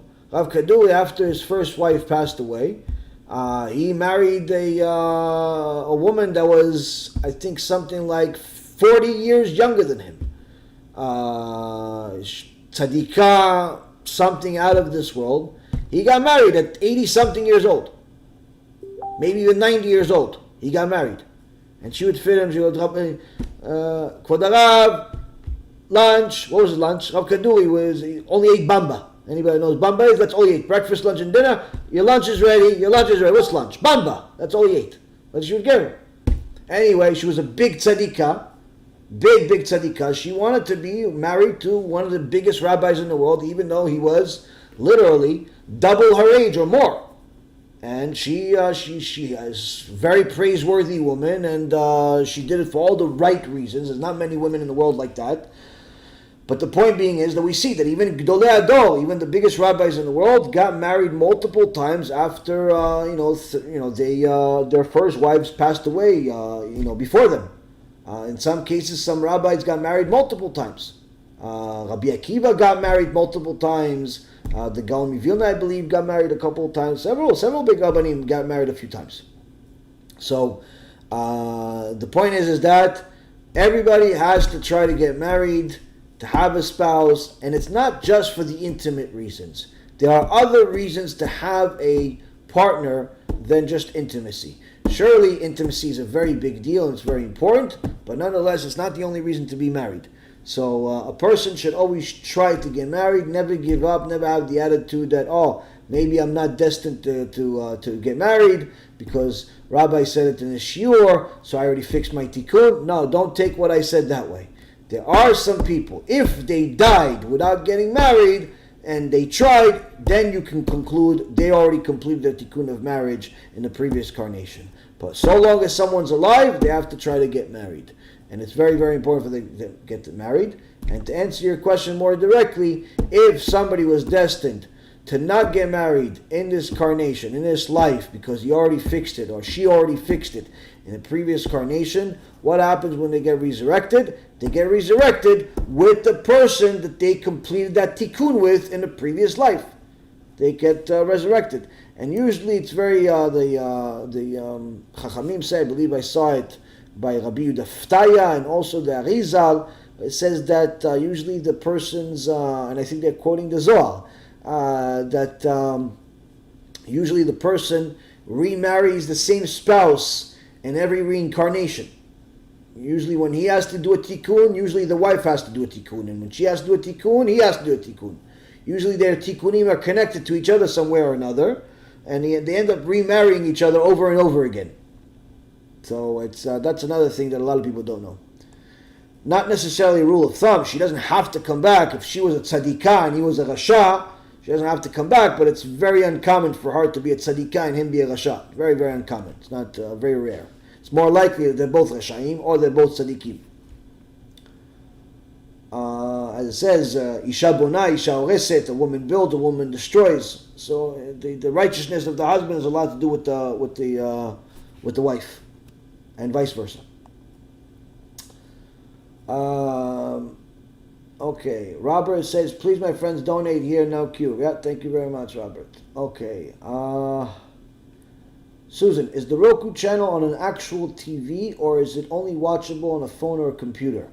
Roku is a television network that is internet based, meaning that you have to, it's similar to other devices by Amazon or Google or otherwise, that they actually have, or satellite dish or whatever it is, that you buy. You go to Roku.com, you buy like a USB type of device or some other form of device, you connect it to an existing television set that you have, and obviously that television set has to be connected to the internet, and then you're able to see all types of shows whenever you want, like that type of television. Not like regular television program like cable. It's programming that you pick. And one of the channels they have on Roku is our channel of Be'ezrat Hashem, which is fantastic because I believe we are the only Orthodox Jewish channel that's active on Roku. And Baruch Hashem, we have thousands of subscribers that watch it, and a few, Baruch Hashem, Ba'alei TeShuva, people that have watched the Shurim there and have done TeShuva as a result of it. Baruch Hashem. Thank you, Leah, for posting the link for the Pirkei Avot. Thanks. All right, watching from the Philippines. Bruchim Habayim. Shakira is asking, why is Judah here in this parasha when in last week it says he had moved away? Did he live close by? So the rule of thumb that the Ramban and many of the Chachamim explain is that there is no beginning, middle, end of the Torah, meaning that the Torah is not being written in order. It's not being written in order. It's not like, let's say, for example, the event that happened at the beginning of this week's parasha definitely happened before the next story. It's not written like a history book. So last week's parasha that talked about a Judah getting away from his brothers and then marrying his sons off, and then eventually the sons die, and then he ends up marrying Tamar, and then he has kids with her. This is a process that took years. And this was not necessarily something that happened before the story continued with Yosef. Because as we see with Yosef, the story continued practically live, where as soon as he was sold, he went to Egypt already. So we see that there is no beginning or end. Plus, also, we see that there are certain verses in the Torah, certain even parashot in the Torah, where the event that happened in that parasha actually happened before the previous parashot, or even the previous book. So there is no beginning or end in the Torah. It's not told in order many times. It's not told in order many times. Hence the reason why it's very important to read the Torah like a Jew, which is to read the Torah with commentary by Rashi. Especially Rashi more than any of the other commentaries, because he's accepted as Rabban Shel Israel. That's what Rashi is, an acronym, Resh, Shin, Yud, Rabban Shel Israel, the rabbi of Am Israel. That's what Rashi is. So it's very important. Everyone accepts Rashi. Ashkenazi, Sfaradi, Litvish, the Hasidish. Everyone accepts Rashi's commentary. Other commentaries, some accept, some don't accept. Some praise it as the best, and some lesser. So the point is, Rashi, everyone knows that's the standard. That's the standard. That's the blueprint to understanding the Torah. So when you learn the Torah with commentary by Rashi, he's going to tell you this happened at this time, and this is actually after the other event, or before the other event, and so on and so forth. So into this week's Parashat Miketz, it's a time where the story continues when it comes to the relationship between the brothers and Yosef, but that's also happening simultaneously with the story of Tamar, where the story of Tamar could have literally taken place during the 20 years that Yosef was gone, or it could even happen after. It could happen during. The point being is there is no beginning and end, but of course the Chachamim point out certain things that happen specifically at certain dates because we need to know those dates. But when there's no nafkamina, there's no specific importance, halachic importance for something to happen at a specific date, then there is usually a machloket, there's a debate between the sages if it happened before or happened after certain things. And you see it in a Gemara many times where the Chachamim debate, why is this mitzvah being said in a certain verse in this order when we know that the way you perform this mitzvah is not in order. Is not in this order. It's actually the opposite. And they debate why it's this and that, and they explain to you why Hashem wrote it this way and not in the order we would think. As he says, Machshavotay lo machshavotechem. He doesn't think like us. So this is in essence, again, some of the things you learn from the commentary and, of course, the Gemara. Martin David, can I date while on the conversion process? Very good question. If you are a non-Jew that is looking to convert to becoming a Jew, and you want to date during that time that you're converting, you only are allowed to date someone that's also in the process of converting to Judaism. I mean, technically you're allowed to date whoever you want, but if you actually want to succeed in your conversion, you should only date someone that's also in the process of converting. You're not allowed to date a Jew under no condition whatsoever, not even a first date or a half a date. So long as a person is not Jewish, they're not allowed to go on a date with a Jew. You also should not date someone that has a different ideology than you, like someone that's still a Christian, someone that's a Muslim, someone that's a atheist. You should not date anyone like that. Or someone that's what's called agnostic, which is in essence someone that cares less about everything other than their desires. So you should not date anyone like that. Why? Because it's very likely that if you continue dating them, you'll develop feelings for them. You develop feelings for them, and that's going to create a problem for you. Why? One day, you're going to say, okay, I'm ready to become a Jew because I've studied all the things that I need to study. I've made all of the life changes as far as moving to a Jewish community, and now I have to convert. And he says to you, or she says to you, yeah, good for you, but I'm not converting. So guess what? You can't convert. Why? So long as you're with that person, you cannot convert. You have to break up the relationship. You have to break up the relationship forever, permanently. You can never see that person again unless they convert to Judaism, which is very, very difficult. I know a story firsthand that there was a couple. One was actually a Jew and one was a non-Jew. And the Jew started doing TeShuva and said, listen, I'm not going to end up marrying you, even though we've been dating for a few years and I care about you and everything. I can't marry you. I'm sorry. I got to go. And she says to him, listen, but I'll convert. He's like, nah, I don't know about conversion. You don't need to convert for me. I can't do it. She was determined. She wasn't going to take a no for an answer. Even though he said no, she wasn't taking a no. Meaning, she went and she started learning a lot of Torah. She became a bookworm. She went and made an appointment with the Beit Din and the rabbis, and she started wearing modest clothes and everything. Literally became a rabbanit, became somebody that's religious, Haridi. One day she calls them and says, hey, how are you? I haven't heard from her in a long time, 2 years. How are you? Long time no hear. Yeah, fine. How you doing? I want to see you. No, I told you. Listen. No. I want to see you. I need to tell you something. Okay. He goes to a restaurant, kosher restaurant, of course, and he sees this ex-girl that he remembers her. She looked nothing like what she looked. Why? In front of him, he sees a rabbanit. He sees someone that's completely much more religious than him. He sees her. Says, hi. What happened? She says, I converted. Here's my certificate. Rabbi such and such in the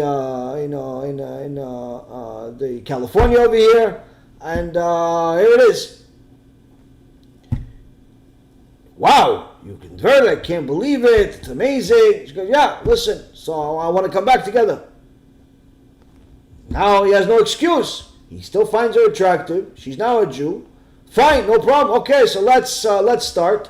And guess what? Because they had a relationship when they were both secular, they figured she's a Jew now. Okay, we're going to end up getting married anyway, so let's act like we're married like we used to anyway. Relationship became a disaster. Any chance of a blessing that could have happened went to hell and never came back. The relationship became a tragedy to hear about, to listen, mamash, a tragedy. They ended up wasting another, couple years of each other's life, and eventually broke up in the most horrendous possible way you can imagine. Why? HaKadosh Baruch Hu said, do this.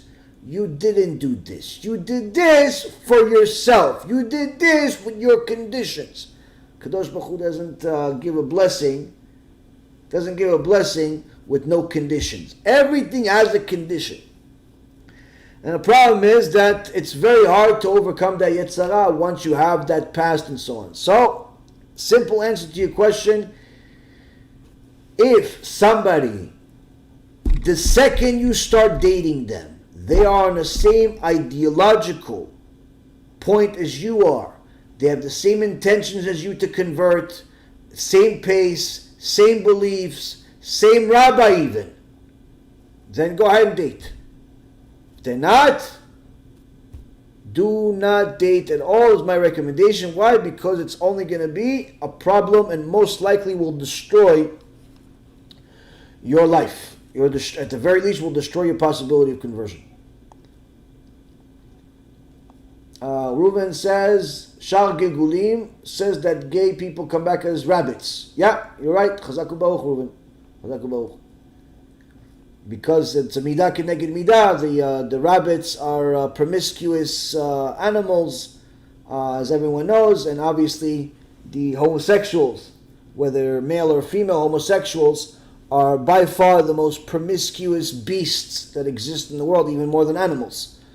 The only thing that's on their mind is intimacy and like pure animals, which actually, by the way, is also the reason why Kadosh Baruch Hu brought the plague of the wild beasts that came to attack the Egyptians, because the Egyptians like to not only be homosexual, but they like to be homosexual in with many people. And Hashem says, just like you acted like animals, I'm going to bring animals. But just like you acted like animals with many, I'm going to bring many different type of animals. Because you act like different type of animals. And this is in the Midrash Rabbah, section 15, Parak 15, section 27. So yeah, being homosexual is definitely a disaster, and HaKadosh Baruch Hu punishes very, very harshly.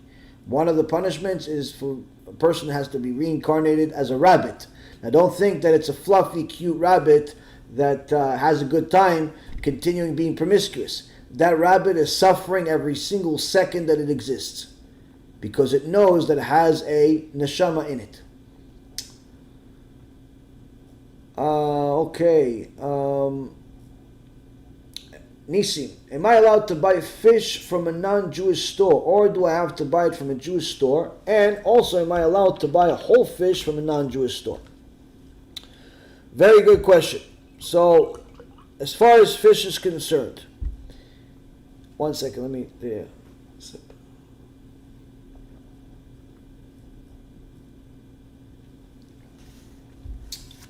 As far as fish is concerned, if a person is buying a kosher fish, a Jewish person, they're buying a kosher fish, then it has to be a complete fish.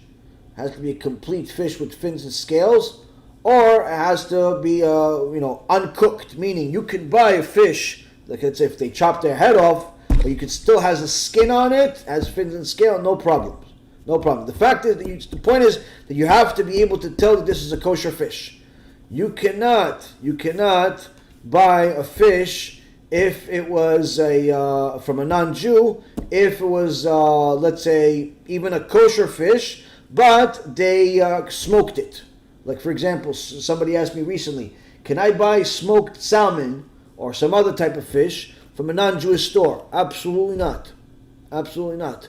If it's a kosher fish and it has the fins and scales on it, you can buy it. No problem.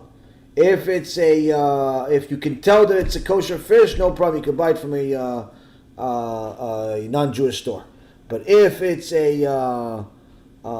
just something that was cooked, or you can't really tell whether it's a kosher fish or not because they've already filleted and so on, you should not buy the fish from anywhere that's not kosher, because Many times they tell you it's one thing, but it's really not, and you have yourself a very serious problem. Next, Martin, is it spiritually impure to have a dog inside your house? Yes, we covered that part earlier. Dogs have impurity, and therefore they bring impurity to the house. So that's why it's not recommended to own a dog if you don't have one. But if you have one, take care of it, and it's not a problem. Just make sure the dog doesn't sleep in your bed or even in your bedroom. And they have their own section in the house or in the backyard or something. That's not a problem. They're good animals, but definitely not having the dog is would be a plus. And remember, you're not allowed to touch it during Shabbat because they're muktzeh, and you're not allowed to pick up their waste on Shabbat either. But if with all the halachic rules taken into account, you're perfectly fine to own a dog or a bird or other animals that are not vicious to people. Oh, also I forgot to say, you're not allowed to have a dangerous dog. Not allowed to have a dangerous dog, meaning some people train their dogs to be like, vicious dogs. You're not allowed to have such a dog. Not allowed to have such a dog because that dog could either hurt somebody or even scare somebody, and that's already enough. The Gemara says that if your dog is a scary dog, he could cause a woman to have a miscarriage because he barks at her and she could have a miscarriage as a result of it. So you're not allowed to have a scary dog. Okay, Saul. Rabbi, when I look at my tzitziot, I feel guilt and shame for not having a blue strand. I will put on a blue string, but if we have no tradition for this, I am confused. So the Yetzer Hara will make people have the bad feelings for things that, they shouldn't have bad feelings, and no feelings for things that they should have feelings. Meaning, a person can watch pornography, a person can cheat on Hashem with doing all types of things, and either not feel anything bad about it, or whatever bad feeling that they have doesn't last very long. Why? Because, they say, okay, I'm sorry Hashem, and just go back to their life, or even sometimes don't even say I'm sorry. But when it comes to something like this, where there's confusion in the world, and the Gdolim, the Gdolei Ador, as we talked about earlier today, said, we do not have the Tchelet in the world today. We do not know for sure what's the Tchelet. You're never going to see Rav Kanievsky, Rav Ovadia, Rav Mazuz, the Steipler Gaon, Chafetz Chaim, Rav Wasmi. You're never going to see any pictures of them with tchelet on their tzitzit. Why? Because it's concluded that we do not have it. And the few chachamim that say that they believe that we do have it simply wasn't accepted. It wasn't accepted among the Gdolei Ador. And we listen to Gdolei Ador. We listen to the biggest rabbis in the world. So the fact that you feel guilty about not having the blue string means that there is a slight disconnect from the leading sages in the world, and more connect to simply your own feelings. You have to reverse that. You have to have a higher connection to the sages of the generation, much more than to your own feelings. Why? Because the sages of the generation will always take care of you better than your feelings will take care of you, because your feelings sometimes have the Yetzer Hara in them, the Satan in them, that's going to try to make you feel inappropriately. So again, Tchelet is not accepted among the leaders of Am Yisrael today, hence the reason why you're not going to see them wear it. If you see one day that Rav Kanievsky or one of the other Gedolim is wearing it, then you could say, where did he get it from? And you get it from where he got it from. But so long as we don't see the Gedolei Ador wearing it, it's simply not something that we take on ourselves. Now, if you see, let's say, your local rabbi or a few of your friends, they're wearing it, you don't necessarily need to rebuke them, you don't need to say anything to them, but you should know that the way Am Yisrael has survived through the trials of tribulations of the exile for the last couple thousand years is by connecting to our Gdolim, and not connecting to anyone that just feels something. So forget the feelings, look at the Torah, and understand that that's what we follow. That's what we follow. Let's see. Mendel. are there any specific requirements for kippah? Well, one requirement is a kippah has to go on your head. That's what it has to go to. If it goes on your shoulder or your hands, I'm just kidding, by the way, but I have to be sarcastic a little bit sometimes. If it goes on your hands or feet, it's not fulfilling the obligation. Second, the source for the kippah is in the Gemara Masechet Shabbat, last chapter, where one of the Chachamim, when he was a baby, his mom would cover his head, in order to remind him that he is under Hashem's rule. So a kippah is in essence supposed to remind you constantly that you are serving Hashem. Number 3, a kippah is supposed to cover your entire head. Your entire head. That's the way your kippah is supposed to be. Big like mine. I mean, you may have a smaller head than me. I have a head like a moose. You may have a smaller head. So, so you may not need necessarily such a big kippah. You can get the kippah on our website, be'ezathashem.org. We have our kippot that are slightly smaller than the one that I'm wearing, because we assume correctly that most people don't have a big head like me. But the point is that those kippahs usually cover most of people's head. The more the kippah covers, the better. Now, does that mean that if somebody has a smaller kippah, they're wicked? No. It just means that they have a little smaller kippah, and in so many words, most of the time, you would notice that the bigger the kippah, the bigger the yirat shamayim. Not always the case, because as we always know, there's some people wearing a costume, some people wear a whole tarbush like the Rambam, but they're reshayim arurim. They're wicked people. So, but the point is that the bigger your kippah, the more of your head that it covers, the more you're showing Hashem that you love His mitzvot and that you acknowledge that He is leading over you, watching over you at all times. At all times. Other things is you only need to wear your kippah while you're awake. You don't need to wear it when you go to sleep. You can if you want to. Just like your tzitzit, you don't need to wear it when you go to sleep. You can if you want to, but you don't have to.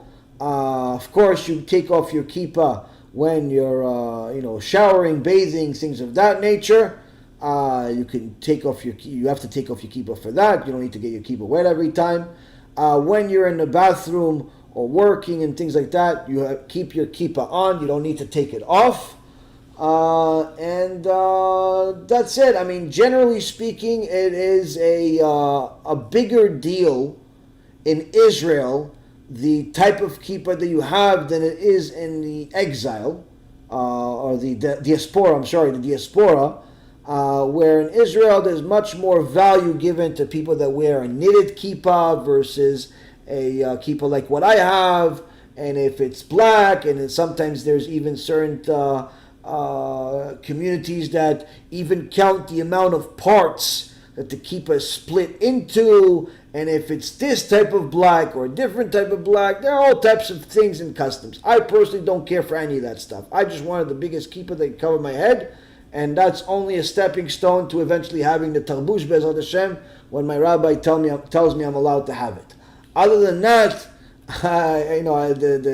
whatever you have, whether it's a knitted kippah or it's fabric or it's this or it's that, doesn't really matter as much as the size of it. The size of it, it's more important, where it should be as big as possible to cover your head. But again, it's also a matter of comfort. The most important thing I would say, aside from everything that I say, is that you don't change. You don't downgrade. Whatever you start with, what you stay with. Meaning, don't ever wear a big kippah, but then when you're hanging out with your friends, or you're at a restaurant, or you're at a meeting, you downgrade to a smaller kippah, or you put a hat on. Don't do stuff like that. That could be even chilul Hashem.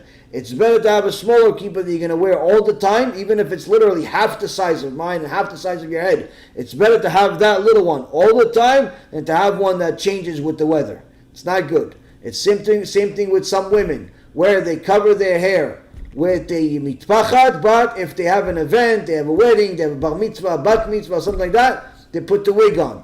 That's a very, very serious problem. It can even be considered chilul Hashem. So it's a very, very serious problem. It's a really big mistake that people make. Surely it's better that they cover their hair with mitpachat, with the scarf, all the time, and I could never say that it's better that they would cover their wig with their hair with their wig the whole year. But the point being is that we do not downgrade in kedusha. We don't downgrade in kedusha. We only upgrade. That's also a reason why a woman, a Jewish woman that gets married, she has to cover her hair. If she gets divorced, Halakha is she has to continue covering her hair with the mitpachat. Continue covering her hair with the mitpachat. Some poskim had a leniency that if she's having problems getting married after getting divorced, then she could change it to a wig, but that's assuming she could find a kosher wig in the world, which in my opinion doesn't exist. But the point being is, the reason why a woman that's married covers her hair with the mitpachat cannot take it off once she gets divorced, the reason why is because we do not downgrade in Kedusha. We do not downgrade in Kedusha. Anyone that tells you otherwise is simply mistaken. We don't downgrade. So again, when it comes to the kippah, it's important to have a kippah that you're comfortable with, and you're going to wear it all the time. All the time. Whether you're in a meeting, or you're in a, whatever you are. You're in business, or you're with your family. You know, sometimes people are religious at home. At home, they wear tzitzit, they wear everything, but when they're with their friends, they go to work, they look like an average Joe. That's not good. That's not good at all. Kadosh Baruch Hu does not like that. Why? Because you're embarrassed of your Judaism. It's horrible. It's horrible. So imagine you have a kid, and he tells you how much he loves you. I love you, Abba. I love you, Ima. You're the best. You're the best. You're the best. And then one day you go out and you see your son is sitting there with a group of people. Say, hey son, how are you? And your son looks and goes, I don't know you. I don't know you. Why are you talking to me? I don't know you. I don't know you. You're not my father. You're not my mother. I don't know you. How embarrassing would that be? How horrible would that be? How heartbreaking would that be? It's the same thing with people that are religious at home, or religious, only when no one's looking.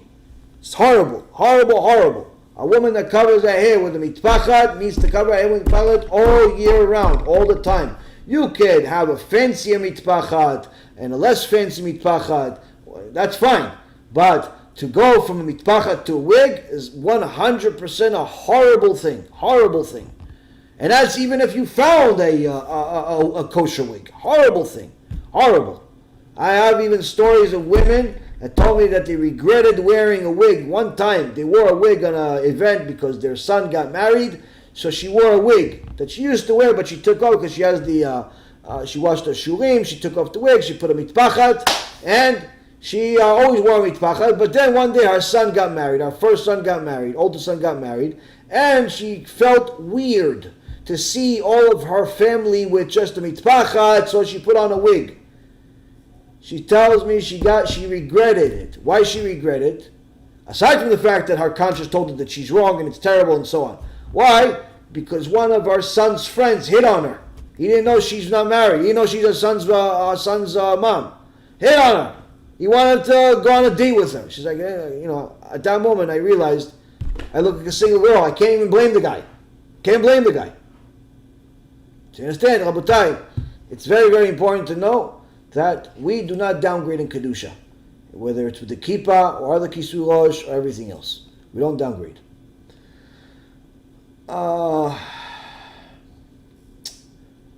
Marishka, when a date is set up by a shatchan and two people meet for the first time but notice many negative traits that are deal breakers, are we allowed to share with the shatchan about all the bad traits noticed in details? Or will it be lashon hara, since she knows the other party as well? What if parents want to know the reason why the potential shidduch isn't good? Can we share details with them? It's very thin ice to walk on. You're only allowed to talk about such things to a person that can help the situation. So to talk to the shatchan about it wouldn't necessarily be as problematic as talking to the parents about it. And the reason why is because even though, let's say for example, you saw that the person, let's say, is not clean. He's not a clean guy or she's not a clean woman. They walk around dirty or they smell or whatever it is. Now if you tell the shatchan that this person is not clean and you obviously you don't care for that, so you don't want to go on another date, then even though that's not good news, that can actually help that person, because now the shatchan can tell the person, listen, the reason why the shidduch broke is because you didn't look clean, so you have to take care of that in order not to ruin further shidduchim. So in essence, in that case, you'd be helping the person. So that that communication would be to his help, to his favor, to her favor. So you can do such a thing, but again, as long as you do it with tact and so on. Now, as far as to parents, it's a little bit more problematic. And the reason why is because many times the parents can't do anything about it to help that other person. So if you tell them, listen, this person, wasn't clean, or he had a big nose, or he had a small nose, or his eyes were looking in two different directions, all these different things perhaps you didn't like, or he talked too much, or he talked too little.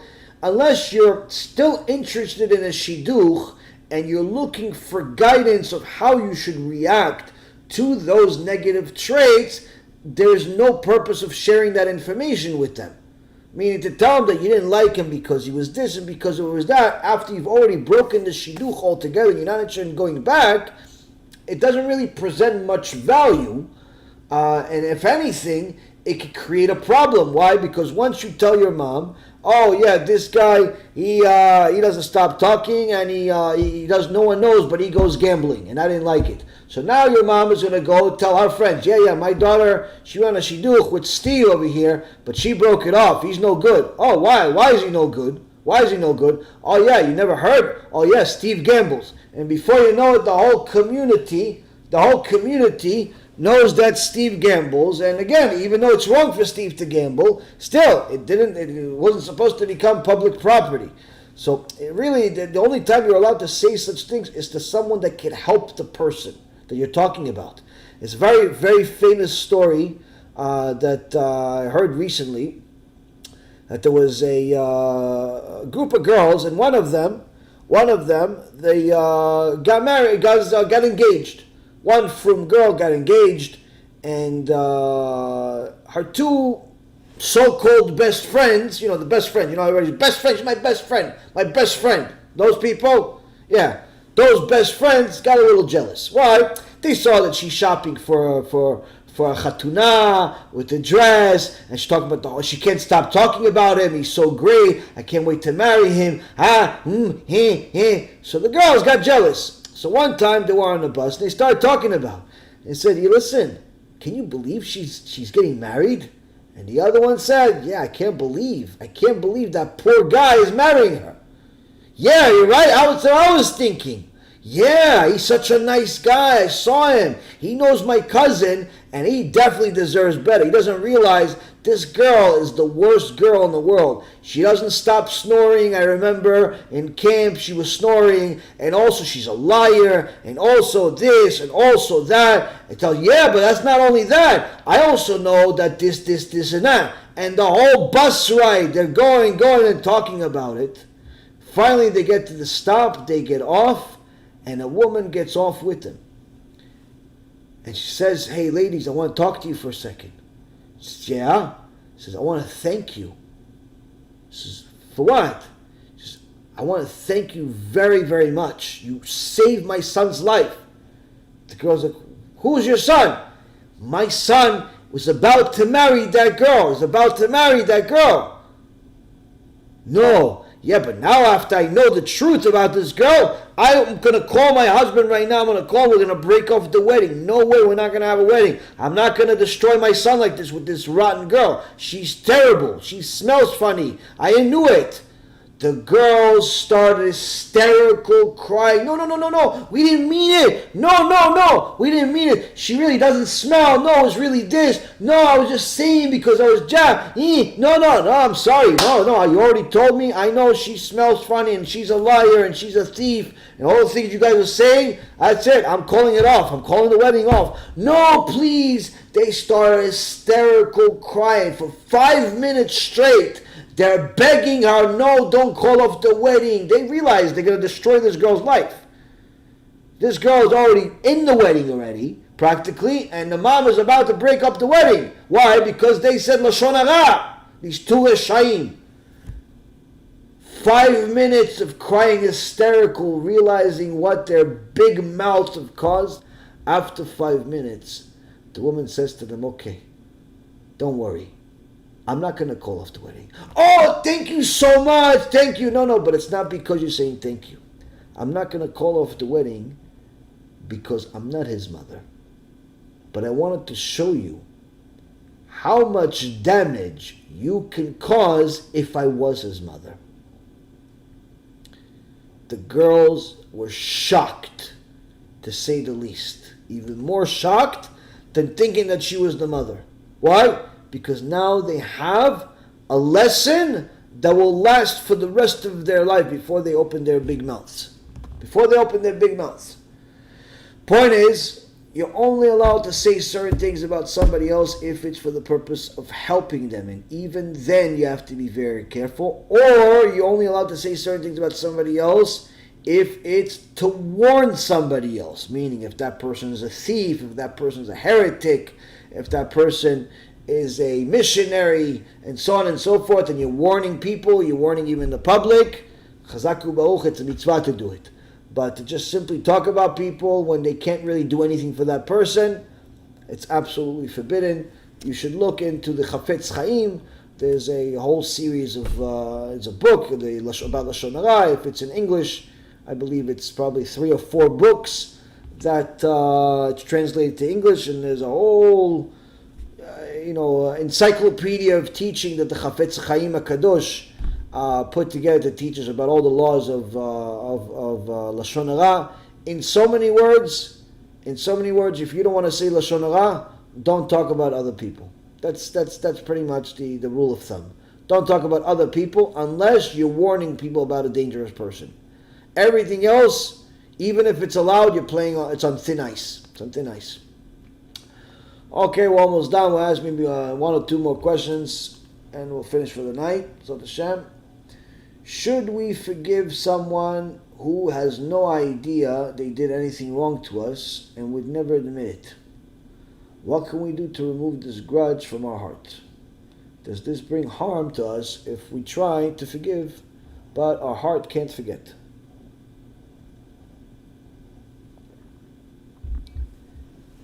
The Jewish people are forbidden. It's forbidden for them to hold a grudge.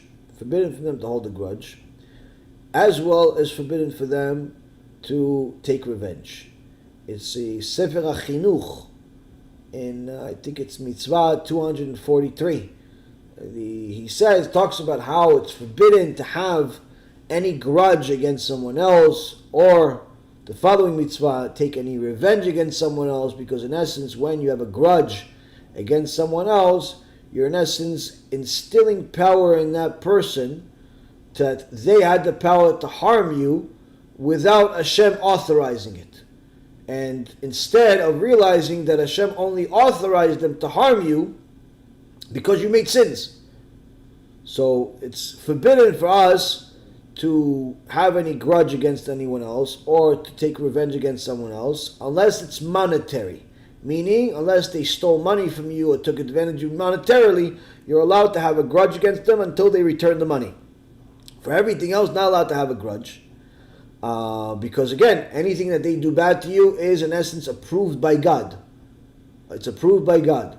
So the most important thing for a person to do is to do TeShuva, to learn more and more about character traits, more and more about developing themselves and getting themselves closer to Hashem by understanding their own flaws. And the more you understand your own flaws and start working on fixing your own flaws, the more merciful you are going to become on other people's flaws.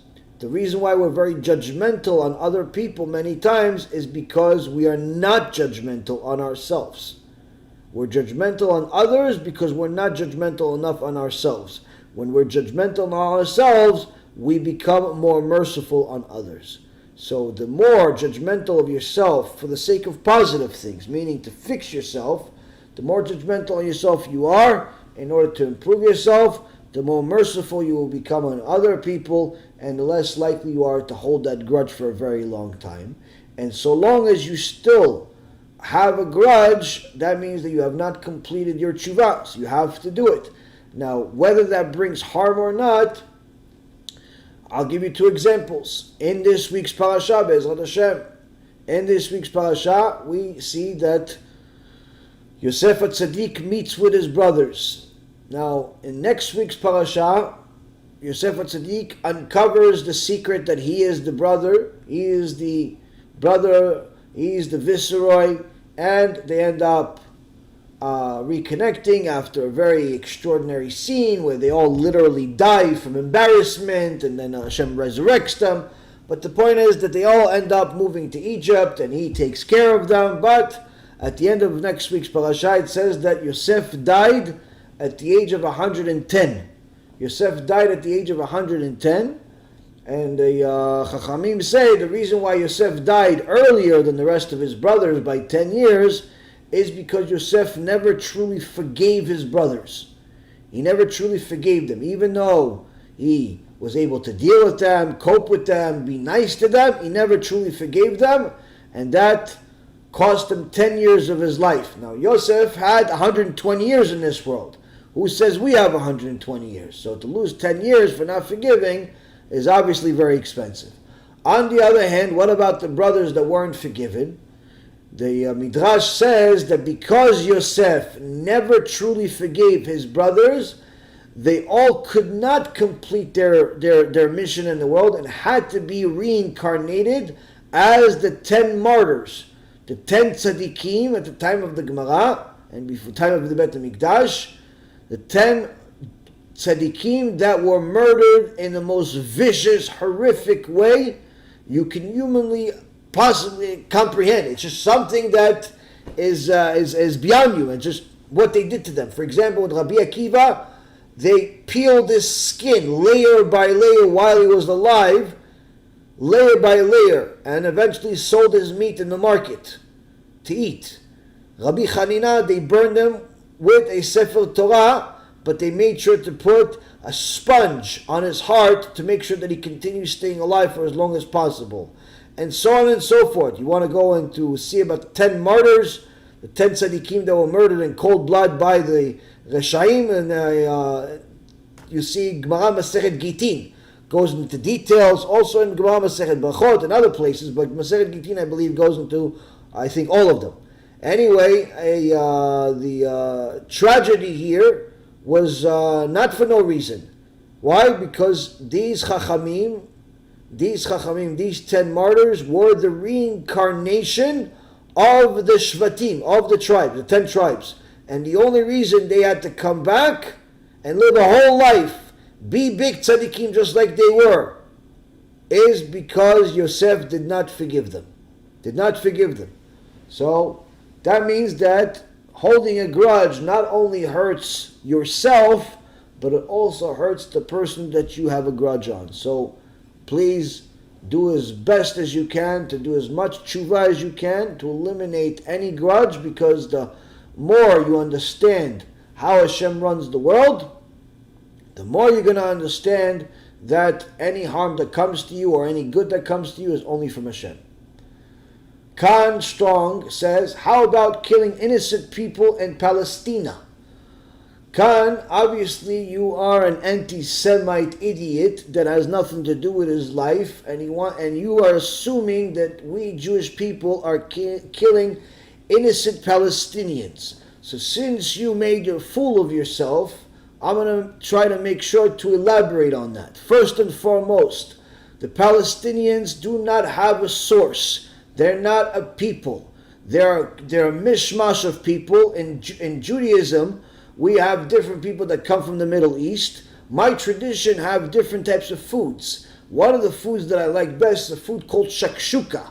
Shakshuka has all types of delicious ingredients in it, and you can make it in all types of ways. That's the Palestinian people. Why? Some of them are from Egypt, some of them are from Saudi Arabia, some of them are from different places. And the Palestinian people, the ones that hate Am Yisrael, they simply should hate themselves. Why? Because they were rejected by their own people. Instead of hating the Jewish people, they should hate their own people. Why? Because the only people that ever treated the Palestinian people like human beings with rights and good are the Israeli people, are the Jewish people. It's your own government, your own leaders that are killing you. Your own government, your own leaders that are using little kids as shields and brainwashing you to go kill Jews Jews for absolutely no reason. Whereas you see the Jewish people give you water, give you food, give you a freedom, give you a democracy, even though many of you are terrorists. Instead of hating the Jewish people, you should love us. You should kiss our feet, you fool. We're the chosen people, not you. But you think because you were brainwashed by some terrorist that we're killing you. Why? Because what you watch is the news. Instead of learning something useful, you watch the news, and the news tells you that it's the Israeli soldiers have nothing to do, but they're killing Palestinians. They don't show you the real news that actually the only time that the soldier even shoots in the direction of a Palestinian is if it's an act of war or you're defending someone. But the Israeli government is ashamed of itself because it got to a point where we don't even defend our own soldiers. We don't even defend our own soldiers. Why? Because if an Israeli soldier kills one of you murderers, what ends up happening? They end up putting him in jail. That's why many of the Israelis soldiers are now in more danger today from the Israeli government than they are from you Palestinian terrorists. So if you knew what's good for you, instead of accusing us of killing Palestinians, you should actually look at the truth and understand that the Jewish people are the greatest gift to mankind. We're the ones that brought the good to the world, not you. What was an invention of the Palestinians other than throwing rocks or all types of fire in bottles? What did you invent? Nothing. What did we do? We brought you peace. We brought civilization. We brought the Supreme Court, a court system. We brought intellectuals. We brought medicine. The technology that you're using to talk to me was developed by Jews. The computer that you're using was developed by Jews. The microprocessor that you have in your system, regardless whether it's a computer or it's a phone, was developed by Jews. What killing did we do? We only brought good to the world. The fact is that you have been brainwashed by your leaders that are actually killing you both figuratively and literally. That is causing you to believe that. But if you actually look at your own people. For example, you look at Arafat, Imach Shimo v'zichro, your former leader. May his name be blotted out. Arafat, what did he do? All he did was steal from you and the rest of the people. That's all he did. He got billions of dollars from all types of governments, including the Israeli government, the American government, and all the other governments. Instead of feeding you people so you have normal jobs, normal plumbing, normal lives, normal houses, what did he do? He bought rockets with it in order to terrorize the Jews. If you actually had leaders that took care of you as good as the Jewish people would, you'd actually be as advanced as the Jewish people would be. But instead you have terrorists as leaders that are telling you that the ones that are feeding you are actually the terrorists. So instead of going to a place and blaming us for being terrorists, why don't you go spend some time reading? Why don't you go spend some time learning something useful, something good that's not coming from a terrorist, but rather someone that actually talks the words of God so you can understand what God actually said. Not one of your imams that's a terrorist himself that promotes terrorism and tells you to use your kids and your wives as shields. Rather someone that cares about human life, whether it's a Jew or a Gentile. Why don't you go actually learn about the Jewish people and see how we are the only people on the planet that go help everybody in the world. No one else in the world does that. We're the only ones that help everyone in the world, whether they're Jews or non-Jews. There's a tsunami in India, you're going to find Jews helping them there. There's an earthquake in Japan, you're going to find Jews going helping there. There's some type of terrorism somewhere else, you're going to find Jews go over there. When was the last time you saw a Palestinian leave his terrorism just to go help somebody? Never. Why? Because your leaders are misleading you, telling you that it's all the fault of the Jewish people. Now you're going to ask me, do I believe in peace between the Palestinians and the Jews? Absolutely not. I don't believe in peace. Why? So long as you call yourself a Palestinian, that means that by default there cannot be a peace. Why? Because the whole structure of Palestine was created for the sake of war. Why? Because none of you come from Palestine. There is no Palestine. You come from Egypt. You come from Saudi Arabia. You come from Jordan. There is no Palestine.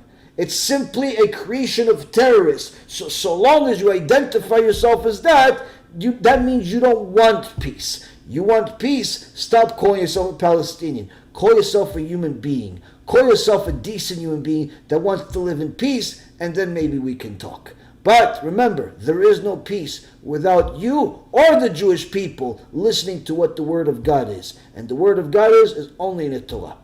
With that being said, Rabotai Karim, hopefully this gives each and every single one of us enough understanding, clarity of what we need to do in this world.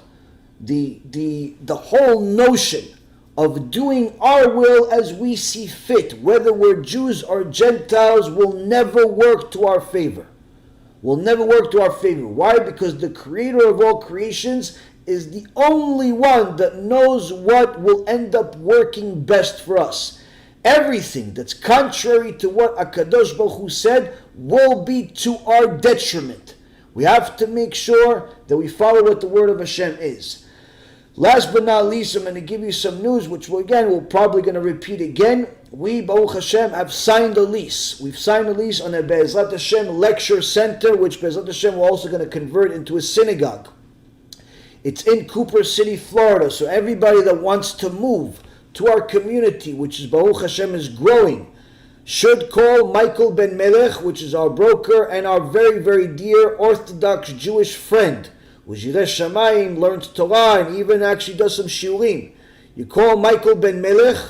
He has a 305-978-5988, or you go to his website, showmemiami.com, showmemiami.com, or you simply text me and I'll send you his contact information. It'll also be in this video for anybody that wants. Contact him. Why am I recommending Mike instead of just telling you go find a house on your own? Two reasons. Number one, Michael is someone that helped us find a synagogue, helped us find our house, so he knows exactly where we are. So if you want to live next to us, you want to be next to the shul, he knows exactly where it is, so I don't need to explain it. That's number one. Number two, he knows enough about the area. After helping us and other people already find places here, he knows enough about the area that too. Number three, and most important, Michael, Baruch Hashem, has Yirat Shamayim. And that's very hard to find in the business world today. Very hard to find people that have Yirat Shamayim, that are fear Hashem, love Hashem. So Baruch Hashem, I've dealt with thousands and thousands of people in the business world. So when you find somebody that has Yirat Shamayim, it's a privilege to be able to recommend him. He's a good friend, he's a good person, and Be'ezrat Hashem, he's going to be able to continue to help many of our students move to this community as we build, Be'ezrat Hashem, what is going to be the Be'ezrat Hashem community, the Torah town community. So whether you're coming from New York, or you're coming from different parts of Florida, or California, or different countries, or Netherlands, or India, or Canada, you're welcome to come. We have the place. Be'ezrat Hashem, we're going to be opening next month, and then obviously building it out and doing some other things. We need to get some more money in order to get some more furniture and stuff like that, but that will be discussed in a different video. Either way, if you want to move here, you want to know what's going on, call Michael Ben Melech. He not only has a fantastic name, but he also has a fantastic personality. Baruch Adonai Le'olam, Amen ve'amen. Hashem Na'aseh v'Natzliach. Rabbi Yaron introducing the new Be'ezrat Hashem lecture center. We, Baruch Hashem, are here in Cooper City, Florida, on Sterling Avenue. We have, in the same shopping center, we have a major kosher supermarket, lots of Jews out here. Initially, we're going to start off this place next month with a place where we can do our weekly shulim 3 times a week. And as Hashem, as the crowd grows, maybe we'll add some more shulim in Hebrew as well. Initially, it's going to be for men and women in English, and then later on, Hashem will do some other things. Later on, we're going to need to transform this place also into a synagogue. But as you can see, the walls are empty. We need an enormous amount of books. We need a Sefer Torah. We need an Aron Kodesh. We need a Mechitza. We need a Bima. We need all the holy things that you need for a synagogue. Now, throughout the years, we've been very generous to other people who donated to Torah, who donated money to different synagogues, and I'm sure that HaKadosh Baruch Hu is going to send us the right people to donate all of these things to our organization, because all we want to do is spread Torah to the world. So anyone that is serious and looking to make a major contribution to our organization, whether it be the Sefer Torah or the Aron HaKodesh or the Mechitza, please contact us or simply go to our website, be'ezrat hashem.org, and may Hashem continue to bless you.